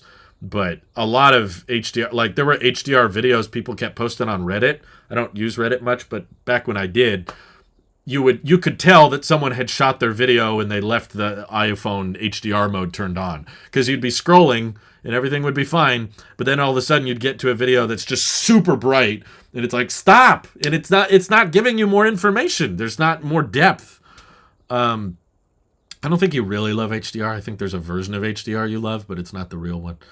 Instagram HDR is awful. I don't use Instagram, but I believe you. Alexander says, I have a very good $400 4K monitor. I don't think it's sketchy. Well, that's good. Again, I don't think you'll get scammed because you're buying it through Amazon. So even if you get the monitor and it sucks, you can easily just send it back and say that's not very good. James says, my mother has the iPhone SE2. I gave her a 20-watt charger and 2 external battery chargers the other day because she's on a trip. That's nice of you. Good for you. You'll be covering the 15 somewhere else other than where you are. I don't think so. I think by the time I get home, it will be iPhone season. It's funny because people usually complain about HDR being too dark. Proper HDR is seen in movies. The iPhone HDR is not proper. Apple unnecessarily increases brightness to make videos pop. I know, and I hate that. It's annoying. The pop just means blind me, I guess. Hey guys, did you know I can make this live stream HDR? Watch this. It's really cool. HDR mode! Wow, it's amazing! So much. I'm probably going to destroy my MacBook webcam with this chevron light. Is it going to like permanently damage it? Ow! The worst for HDR videos. It just makes everything more complicated and it looks worse, honestly. The videos I watch in HDR. I feel like you only notice HDR when it tells you this is an HDR video. You get the little pop-up, the quality thing. Can you use a frame of HDR to make thumbnails pop out, or is it strictly for videos? I don't think... Yeah, YouTube thumbnails are still restricted to 2 megabytes. If you try to add in more brightness data, I don't think it will work. There is a good and a bad HDR. And I think the vast majority of HDR is bad, in my opinion. Like, the bulk of HDR is bad. There's a couple of circumstances, but, there's some great TV shows that I've watched on TVs that are not HDR, and they look great. Like, there are advantages to cameras that can capture more of the light spectrum, but it's more in the displaying it where I take issue. There's certain TVs I've looked at that are just way too bright, and I can tell they're pushing some HDR thing. See, this is an OLED TV. Look how bright I can get. But at night, you're like, stop. This is way too bright. There's a way to capture lots of different wavelength so that everything doesn't feel overexposed or too dark, but you can still see everything. You know, there's a way to do that in a display that is not HDR. Do I think HDR could be useful in flashing technology? I don't even know what that means. Like the flash on the phone? I feel like everyone's moving away from that. They would rather just night mode be better. Is Dolby Vision the one Apple has? Because that's the one that sucks.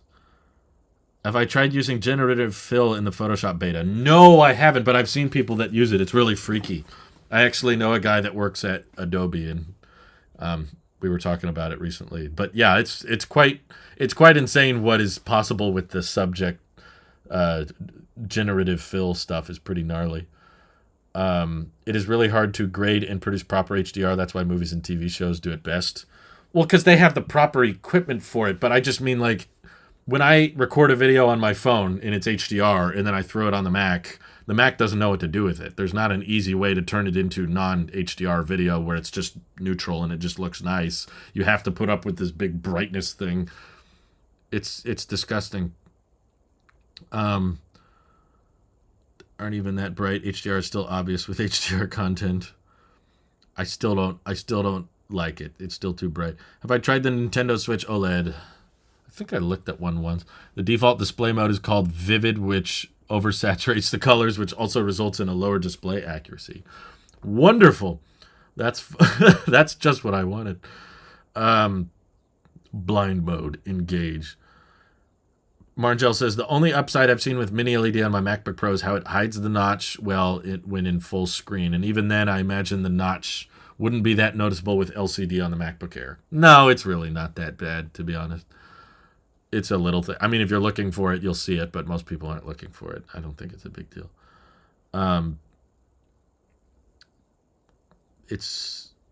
Before I forget, sorry, I've been here a long time. We had a couple of questions from Tailosive Tech Pro members. Of course, Josh jumped in after I went live, so I'll do his last. We'll go in order. Purosky says, I've been unhappy with the size of my 14 Pro and was considering switching to the 13 Mini. I use my phone for everyday tasks and don't use my cameras much, but don't want to give up 120 hertz. Any tips on getting used to 60? Skill issue. No, it's just exposure therapy. You can go into your iPhone. If you go into, I think it's under accessibility and then motion, you can limit the frame rate on a Pro iPhone to go to 60 hertz. And I'm telling you now, it'll suck. It won't look nice, but just leave that option on and just put up with it. Look at it as an excuse to not use your phone as much. Now, instead of browsing Twitter, watching YouTube, whatever, now you can just enjoy your environment a little bit and try to use your phone more as a tool and leave it capped at 60 hertz. For me, it took a couple weeks. It was hard to look at, and I was annoyed by it. But after a couple weeks, my eyes adjusted, and I didn't even notice it anymore. It just kind of blurred into the default state of my phone. So if you are downgrading to the 13 Mini and your eyes have already adjusted to the 60 hertz, I think the transition will be a lot easier. So hopefully that answers Purosky's question. What do I think the price for a 15-inch MacBook Air that would make it worth it considering what we know so far, and what price do you think we're actually getting? That's a funny question because from the beginning, the MacBook Air 15-inch hasn't even come out yet, and I'm already thinking it's not that great a deal because, I was excited about it in the past. Ooh, like a non-Pro MacBook that's still big. That's cool. But then I realized, well, Apple just dropped these new M2 Pro Macs, which has devalued the M1 Pro Max a lot. So even straight from Apple, certified refurbished, which is practically new, and you can buy a 14-inch MacBook Pro with a faster chip than the MacBook Air is going to get, probably better speakers, better display. It's just 1 inch smaller. You can find those for like $1,500 from Apple, and probably less if you don't go through Apple. If you go through Best Buy or eBay or Amazon, you probably find them for cheaper. But those are going to come with 512 gigs by default and 16 gigs of RAM. I don't think the M2 Air will. So How much would the 15-inch Air have to cost for it to be worth it? Honestly, it would have to be less, in my opinion, easily. And even then, it would be kind of a hard sell. So I would say 1,300, maybe 1,200. And in that case, it's the same price as the 13-inch. So I guess I saw some people suggesting this. I forget who it was, but I maybe it was you, Burkhart. But a reasonable price ladder I could see where I would actually say that's a good deal. Like, I like the lineup. Okay, they discontinue the M1 MacBook Air because that's been around for almost 3 years. It's a great MacBook. I still love it, and I'd still recommend it to people. But there's even the people I'd recommend it to, I wouldn't say buy it new. So it makes sense that Apple would stop selling it. So you get rid of the M1 Air. You reduce the price of the M2 Air to $1,000. I think that's still kind of steep, especially in the inflationary environment we're in. It doesn't sound like Apple to do that big a price drop, but I guess they have done price drops like that in the past. So 13-inch MacBook Air doesn't change spec-wise, but it gets decreased to $1,000. And then 15-inch MacBook Air sits at around $1,300, $300 more. That's roughly the difference between the 14-inch and 16-inch MacBook Pro. It's like a $500 gap. And then I guess that would put it on par with the M2 MacBook Pro, around $1,300. Burkhart is confident that it would be $1,400. That's closer in line to what I think we'll get, but I still think it's going to... My guess is it's not going to be a great value. The same way we look at the iPad 10 is probably how I'm going to look at the 15-inch Air. I don't think they'll replace the 13-inch Pro. No, and it's not because I think the 13-inch Pro deserves to exist. I've said that thing should have died a long time ago. I think the 13-inch MacBook Pro is simply there to make the MacBook Pro lineup sound cheaper. I think that MacBook probably sells simply because of the name, not because of any ports. It sells well for people that are misinformed about what they need. They just go in there and they go, I need something fast. I need a work computer because I'm a pro. I'm a professional. And the MacBook Air, ew, no, that sounds cheap. That sounds basic. I need something pro. And they go, okay, well, here's a 14-inch and 16-inch MacBook Pro. And they go, ew, $2,000? I can't afford that. That's crazy. So they go, okay, well, we also have an entry-level MacBook Pro that's $1,300. They're like, wow, and it has Pro in the name, so it must be fast. They don't realize that the Air and the Pro have the exact same chip. So I think it's a great like window product. Like, it looks good when you walk in the Apple store. Hey, Pro machine, that means fast. I'll buy that. Like, I don't think it's a good product, but I think it does a good job at the iconic name. The name MacBook Pro is older than the name iPhone, just so we're clear.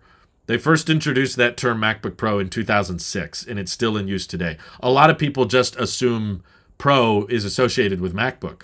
I've seen people call regular MacBooks or MacBook Airs MacBook Pros just because they associate Pro with Mac. They just go hand in hand. It's just an iconic name brand. So to have that iconic name at a lower price, even though it has so many differences between the 13-inch and the 14-inch, like, it has to have its own separate section on Apple's website. You know, let me show you. Whenever you pull up the MacBook Pro, if I just click that, they're like, okay, here's the M2 Pro and M2 Max, 14-inch, 16-inch. They got ProMotion, they got mini LED, they've got all this great storage, and they got legacy ports, and they got a full-size function key row. And then over here, we have the 13-inch. It's like, why are these in such separate categories? It's because these are basically two different products. This is not just a different size. Why is there so many differences between the 13-inch and the 14-inch? Well, it's like, these are the real pros, in my opinion, and this is the pro for the people that think they're a pro but don't actually know what they're talking about. So I would not recommend it to people, but it's there. So that's why I don't think they'll get rid of it, but I could be wrong. Maybe they get rid of it. 15-inch Air needs to be cheaper than 14-inch Pro. Yeah, obviously, but remember that in Apple's mind, if we're just talking new, the 14-inch Pro is $2,000. So as long as the 15-inch MacBook Air is under $2,000, it's technically a cheaper way to get a big screen. And in Apple's mind, the 15-inch MacBook Air is potentially going to be stealing sales away from the 16-inch MacBook Pro. So that's why, in my opinion, I would love to be wrong on this. I really hope I'm wrong. I predict the 15-inch MacBook Air is going to have a gut-punching price. Kind of like how the iPad 10 was $450, and then with the keyboard case, it's like $700 and everything. So we're like, ew, don't do that, not a good deal. But then you find out lots of people buy it because, ooh, pretty color. You know, there's like, oh, that's the new iPad, $450? That sounds reasonable. They don't really know what they're buying, but they buy it because it looks nice. It's just surface value recommendation. And I think it's going to be a similar vibe with the 15-inch MacBook Air. It's going to be way more than it should be. So I described earlier what I think will happen. Now I described earlier what I think should happen. Like, because the question was, what price would it need to be for it to be worth it? To me, that would be around $1,300. I would say that's a reasonable price. But that's not what I think will happen. What I think will happen, Apple will discontinue the M1 MacBook Air because it's been around for too long. But they will keep the M2 Air at the same price. So it'll stay there. I don't think it'll get a price reduction. And then the 15-inch MacBook Air is going to cost like... You guys are going to say this is crazy, but I've seen Apple surprise us before. Remember the Studio Display. Remember the Pro Display XDR. They can surprise us, especially at WWDC. I think it's going to be like $1,800 because they're going to look at that as, well, it's $200 less than the 14-inch, but it's bigger than the 14-inch. So you're getting more screen. You know, it's actually $700 cheaper than buying a 16-inch MacBook Pro, and it's closer in size to that. So when you really think about it, it's a reasonable price, but I expect the tech community will all say, "Ew, gross, no, awful." I don't know. Just the whole pricing strategy and product offering surrounding the M2 MacBook Air has been disappointing to me. So that's why I'm not expecting the next M2 Air to be a great value. Maybe simply because the M2 chip has been around for a while, they can afford to lower the price. I hope I'm wrong, but if you're asking me to predict, I'm going to say $1,800 or $1,799 for the base model 15-inch Air. Is it worth it? No. Will people be angry? Yes. And I hope I'm wrong. I really do. What do I think of the M2 Air design? In my opinion, the concept leaked renders look much better. The actual Air is just a squished Pro. Well, I feel like it kind of looked like all the renders. I'm not sure what renders you're talking about. I definitely didn't like the white bezel part, but no, the rumors for a long time was that the redesigned Air was going to ditch the wedge design, which was kind of an interesting concept until we actually got it. I reviewed the M2 Air last year, and I wasn't impressed. It didn't feel substantially lighter, and I think part of it was that at the same time I was reviewing it, I was using my mom. She still has an old 12-inch MacBook, which is still to this day the thinnest, lightest MacBook ever made. And I was using that on the side and comparing it, and I was like, this is still, like, this is the first MacBook redesigned from the ground up to be for Apple Silicon, and it's still not that light, and it's still not as small or compact as the 12-inch MacBook that came out 8 years ago is. So I was less impressed, and it also killed off one of our podcasts. I tried to record a podcast on it, and it corrupted one of the files because the chip overheated, and we lost an entire episode of the show simply because of that MacBook. So I've never forgiven it for that. And yeah, I honestly think they should go back to the wedge design. I think the 12-inch MacBook was awesome. The only problem with it was the keyboard and the chip.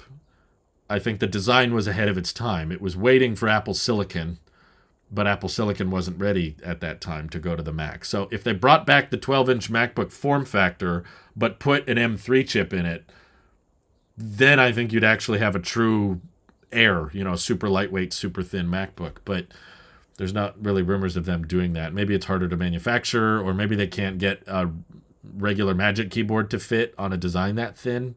I don't know, but yeah, I wasn't impressed with the design.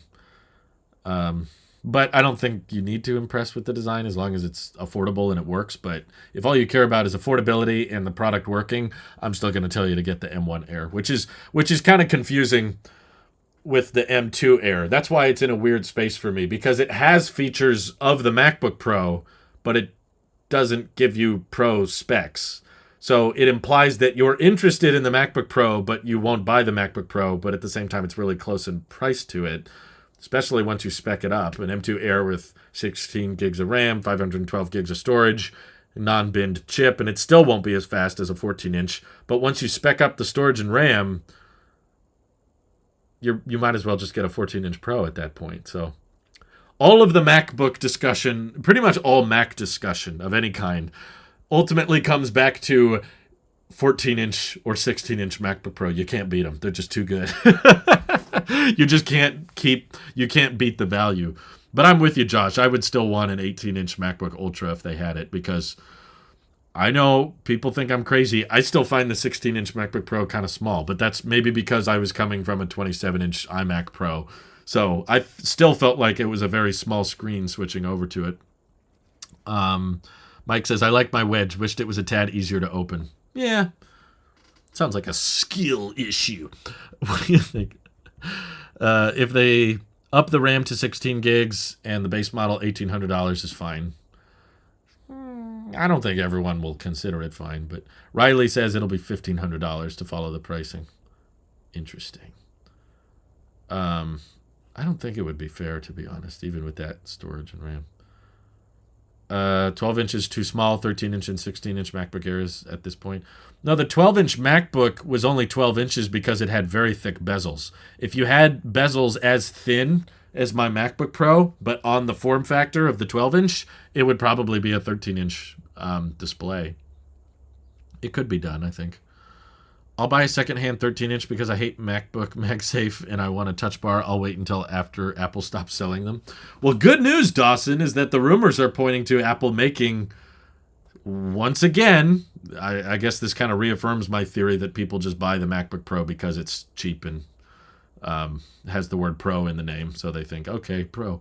But the rumors are pointing to they're going to make another 13-inch MacBook Pro with a touch bar, same exact design. It just has the M3 chip in it because it sells too well. Too many people buy it, so they keep making it. So, yeah, you could wait for that to come out and then buy an M2 at a discount, or you could wait till the M3 has been around for a while and buy that. But I really thought the touch bar would be dead by now. I got to admit, this is not the reality I thought we'd be living in. But... So the buy is actually a refurbished 14 Pro on Amazon? I feel like that's hard value to beat. I haven't looked up the 14-inch Pro on Amazon recently. How are they priced? Let me look.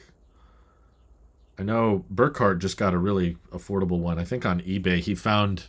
What did you find? He got a 14-inch MacBook Pro with a terabyte of storage and a non-binned M1 Pro chip for, I think it was like $1,100 or something. It was amazing. If I search 14-inch MacBook Pro, of course, the first result is a sponsored listing of the M2 Max MacBook Pro for $3,000. No, thank you. Oh, wow. Okay, yeah. Here's one. The 2021, which is the model we're referring to. It's Amazon renewed, so you'd get a 90-day return window. And this is I think it's the base model, yeah, 512 gig SSD. $1,400. And $1,600 for the 1 terabyte. Both of those are cheaper than the brand new 14-inch. And they have them in silver. Silver's like $100 more expensive. Jeez, I guess go space gray. And I can view it in my room. Amazing. Wow. But yeah, this is an amazingly fast computer for $1,400 with good battery life, good speakers, amazing screen. That is just, you can't beat the value. They're too dang good. That's what I'm telling you. If you don't have time to research laptops, isn't it okay to just go for the one that says Pro, since it would make sense for that one to perform better? I mean, yeah, the logic is sound, but that doesn't make it the right purchase. I still think most people who buy the 13-inch Pro would be perfectly fine with an Air for what they use it for. But yeah, I guess if you have less time than sense. Will the 15-inch have Midnight and Starlight? Ooh, good question. Probably. Shouldn't the color match?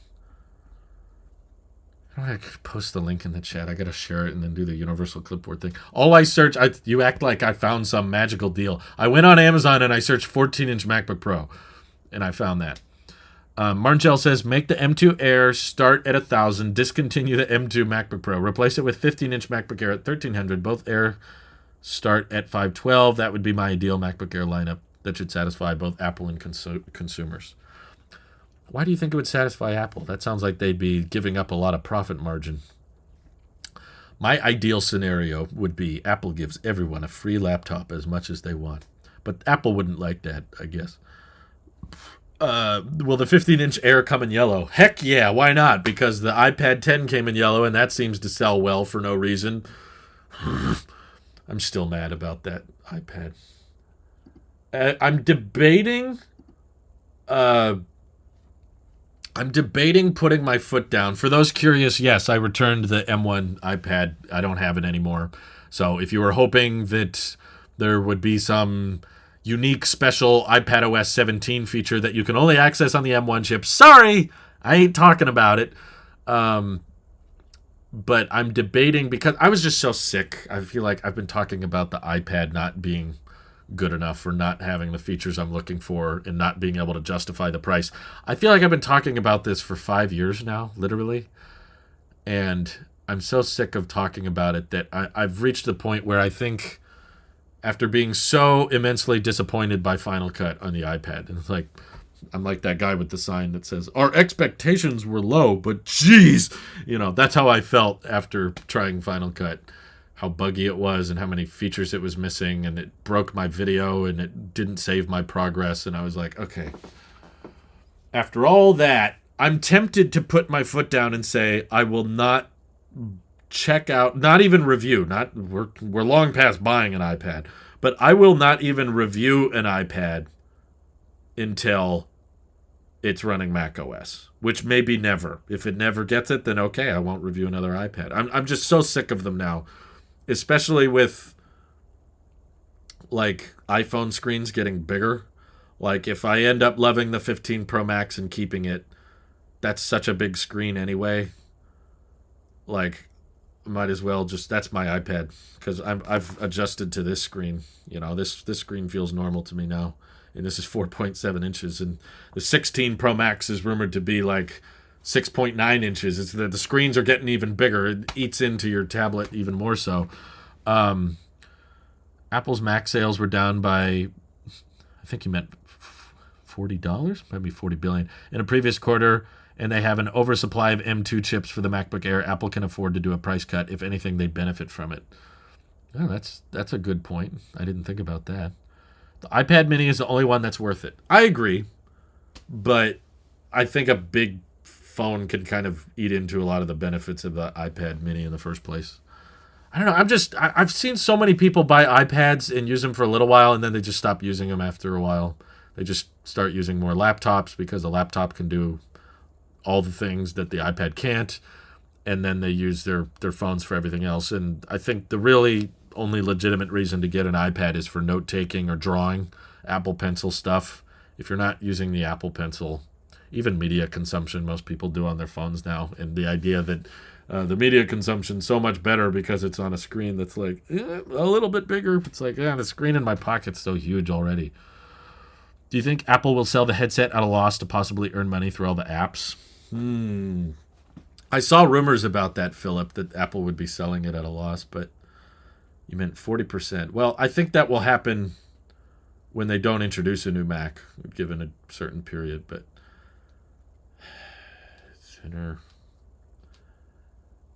it does make me wonder, because this is a very weird product. It's the leakers or analysts or whatever are referring to it as Apple's most complicated product yet, which might not be an exaggeration, considering all the things this product is trying to do. It's trying to put 4K per eye at high frame rate and have long battery and potentially modular battery packs to connect to on your belt. Like, this does sound very, very intricate, and the whole thing probably has to be curved, unlike an iPhone or an iPad or even an Apple Watch. Those are relatively flat, so you can put circuitry and battery and electronics in it. Now you got to adjust it for this whole rounded design, something that fits on your head. You have to make it as lightweight as possible and still have a decent battery life. Yeah, I might say, yeah. I think even at 3,000, considering how complex the hardware is, it might be one of the first Apple devices they sell at a loss. So, and they could afford to. It might not be a huge loss, but they're not going to make that many of them in the first place. They're probably not going to sell at insane scale. So even if it's a 10% negative margin on each one, then they could afford to sell millions of them. And like you said, hopefully make it back through the AR software that is developed for it. And they make so much money through services and other things anyway. I think long term, as Apple pivots into more of a services company, they might be more comfortable selling more products at a loss just to maintain market share.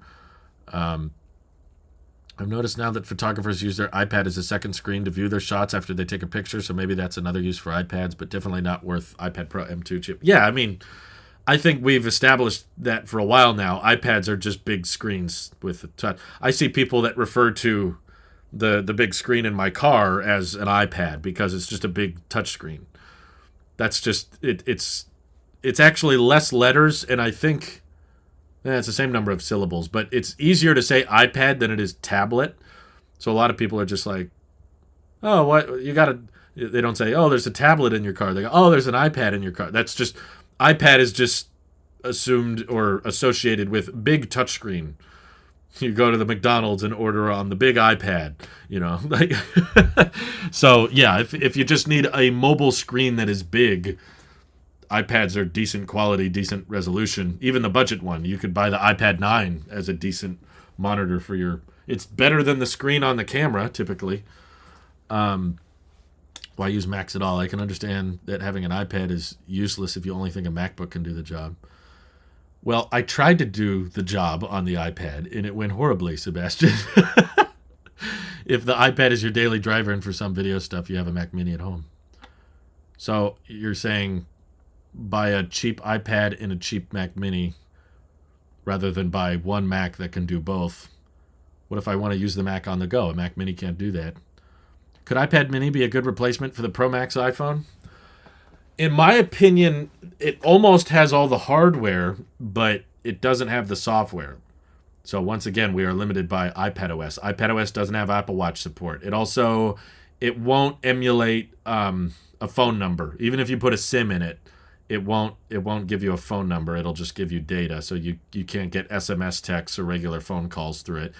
Other downside that I haven't thought much about is the iPad Mini doesn't have a haptic engine. So there's not really a great way to put it in silent. All your notifications would have to be in ringer mode. It'd have to make a noise every time.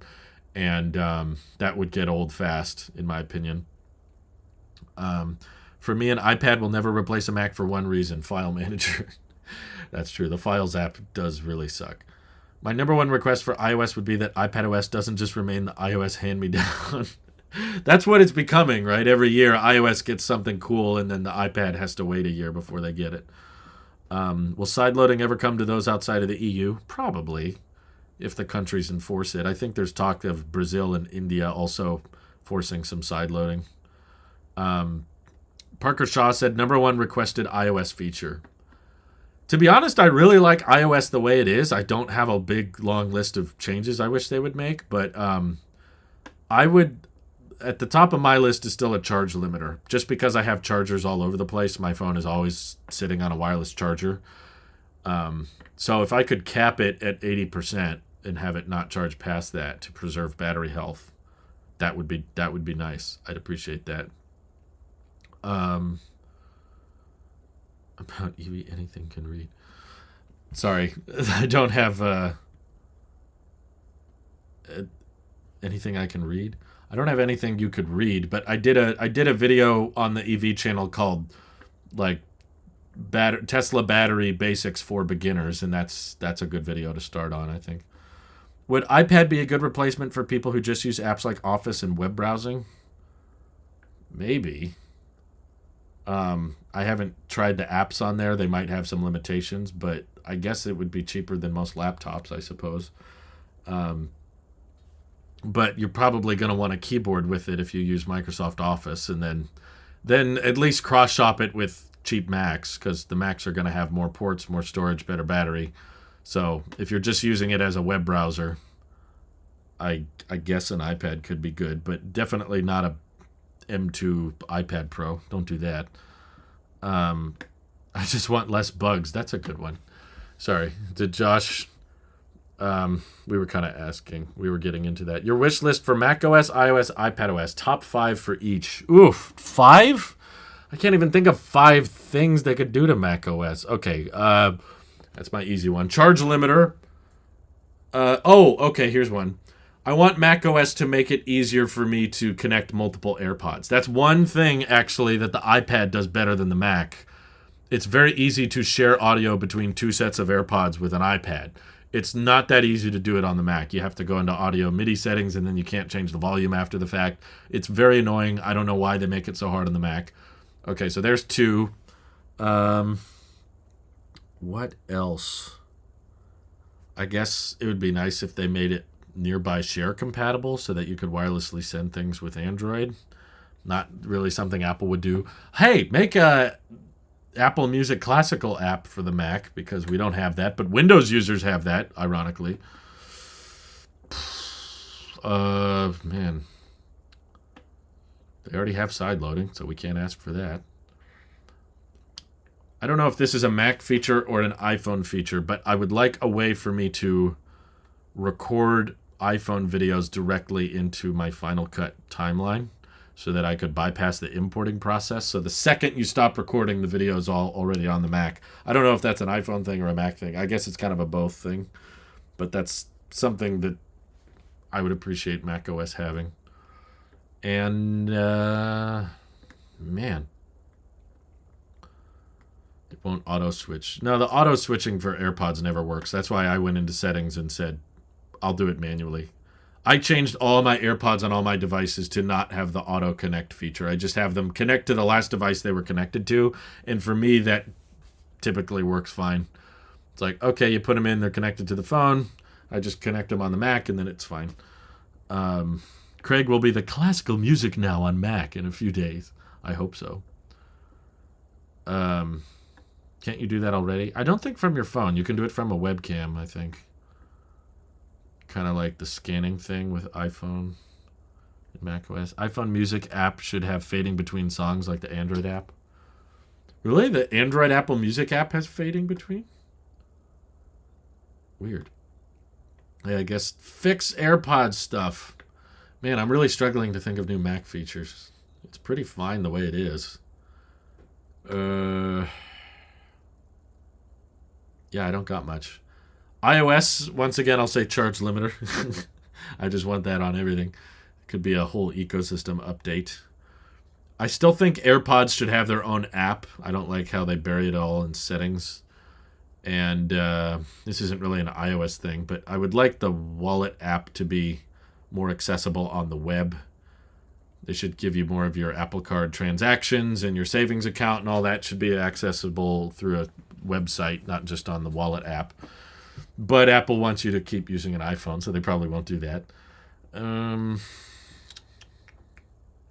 Who do you want for the next CEO?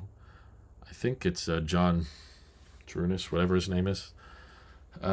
Tim Cook was the CFO before he became the CEO, so probably whoever the CFO is now. Rearrange the setting menu again for bits and giggles. Proper Windows management. Haha. So just copy the Windows idea. New wallpapers are all I'm excited about. Tell me, Apple, tell me what my wallpaper should look like. We'll see the new Mac OS unveil, and then we'll just change all of our Macs to that wallpaper. Okay, now we know. I like system settings. I know everyone hates it, but I like it the way it is. I think it, design-wise, fits in better with the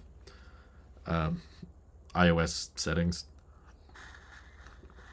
What else? What do they not have on the Mac? No, I really don't have much. And on iOS, I don't have much either. I guess it would be nice. I don't know if this is a RAM limitation, but it would be nice if you could airdrop people in the background. Like, I would like airdrop to not open the Photos app every time. And I would like it if you could start airdropping something and then leave the app and it wouldn't be interrupted. That still happens to me sometimes. I don't know if that's a bug or just a feature choice. Still want the death of pop-ups. Don't have a pop-up that says low battery. I know they removed that on the iPhones with Dynamic Island, but you don't need to keep it around on all the other iPhones. Come on. I'd still love interactive widgets. Widgets with buttons on them that you can tap without opening the app would be great. Charge bypass would be cool, so when using device plugged in, it uses wall power. Sony Moto starting to offer it. Yeah, I would love that. You could just, especially if the iPhone is switching to Type-C, they could come up with a USB-C dock for the new iPhones that you just put them on and they power your Mac or whatever.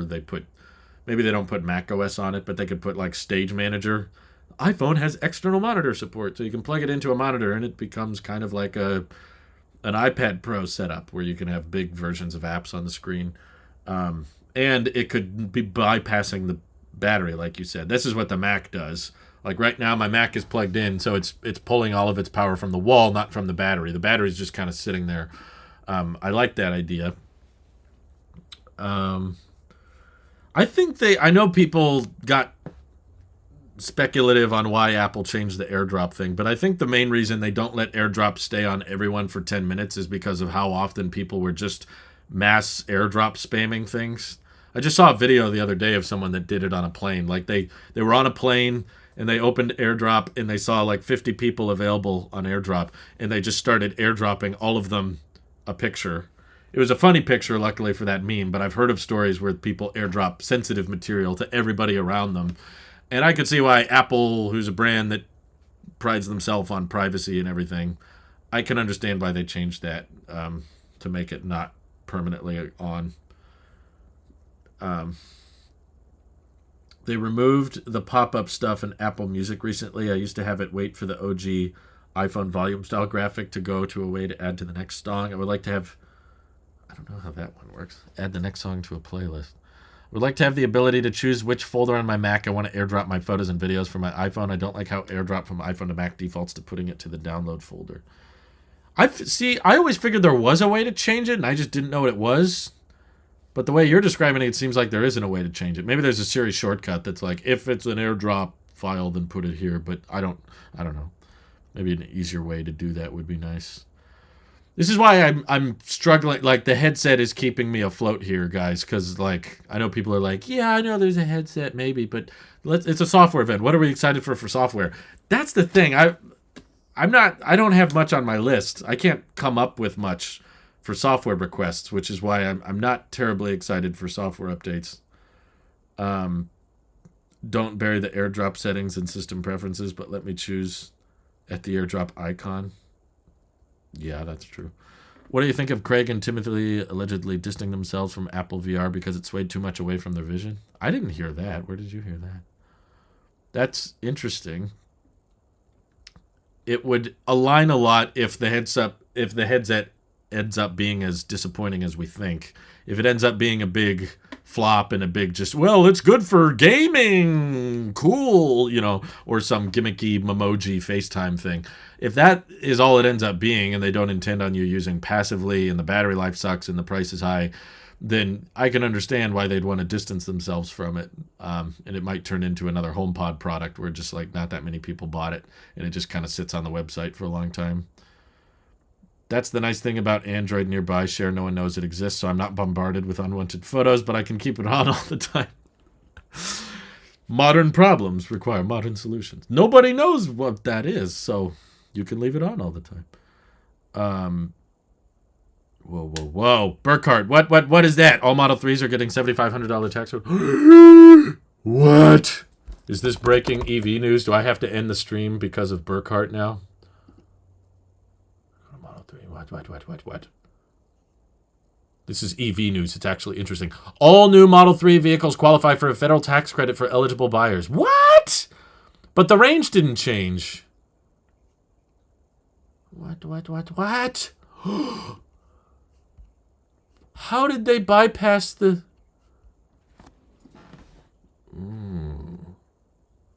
The delivery timing changed. Oh, well, it's a new month. That's why. It says June to July. Long range says June to July. Performance says June to... What is going on? what is happening. So that makes, after incentives, the Model 3 rear-wheel drive is like under $35,000 now? What is happening? In some states you can get it. That means in Colorado with the $5,000 credit, you can get it under $30,000. Why do we need a $25,000 Tesla? It's here. It's right there. I'm looking at it. I'm driving it. In 4 weeks, you'll be able to get a new Model 3 in Colorado for $27,000. Oh. I wonder if if Highland is imminent and they just haven't showed it on the website yet. Maybe Highland is ditching LFP. How? How did they do this? I'm so confused. There's LFP being made in the US now? Where?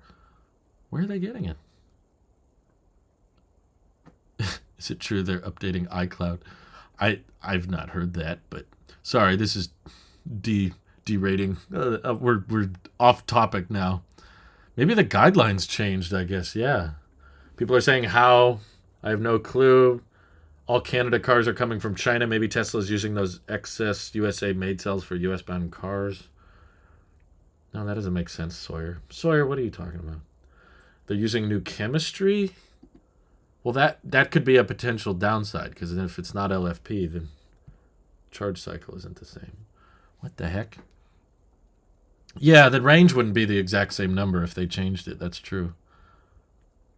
New perks to the Apple Card would be nice, but ain't Goldman already bleeding money thanks to Apple? Yeah, I got a pop-up in my wallet app that says I'll get 6% cash back if I shop at Ace Hardware. They don't realize I'm a bum who works at a desk my whole life, so I'm not going to Ace Hardware. But I got a full month of interest paid on Wednesday. It was nice. It works. The interest payments work.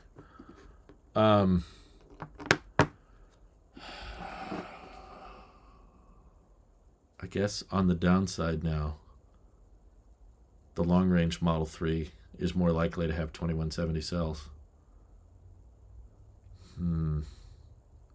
What don't you understand? How do you understand anything about what we're talking about with Apple products?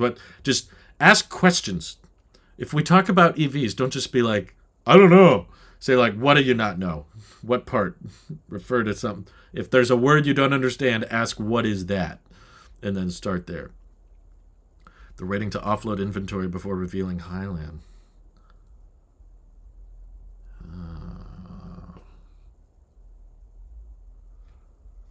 I'm starting to think every Model 3 you order now might be Highland.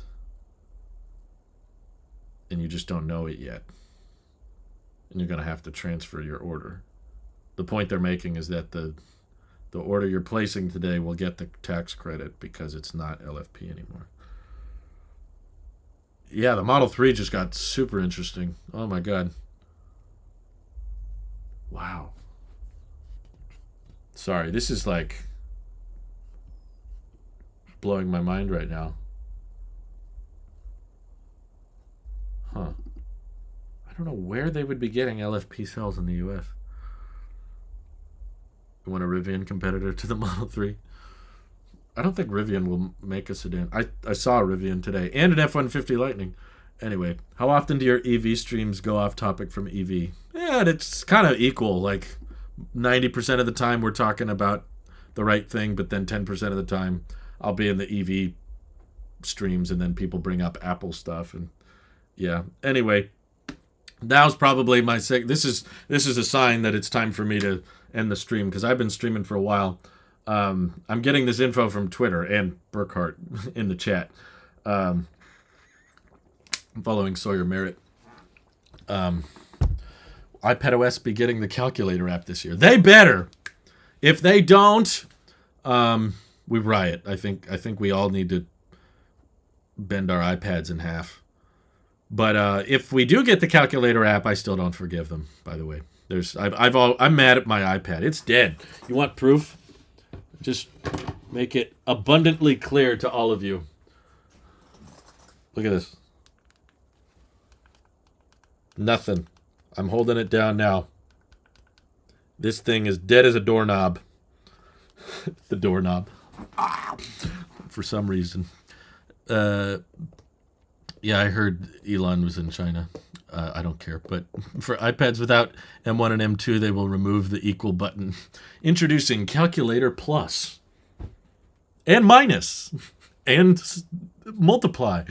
Oh my God. Calculator Pro Max. Beautiful. Okay. Boy, it's going to be a busy day. Thank you all for tuning in. I had a lot of fun. I hope you did too.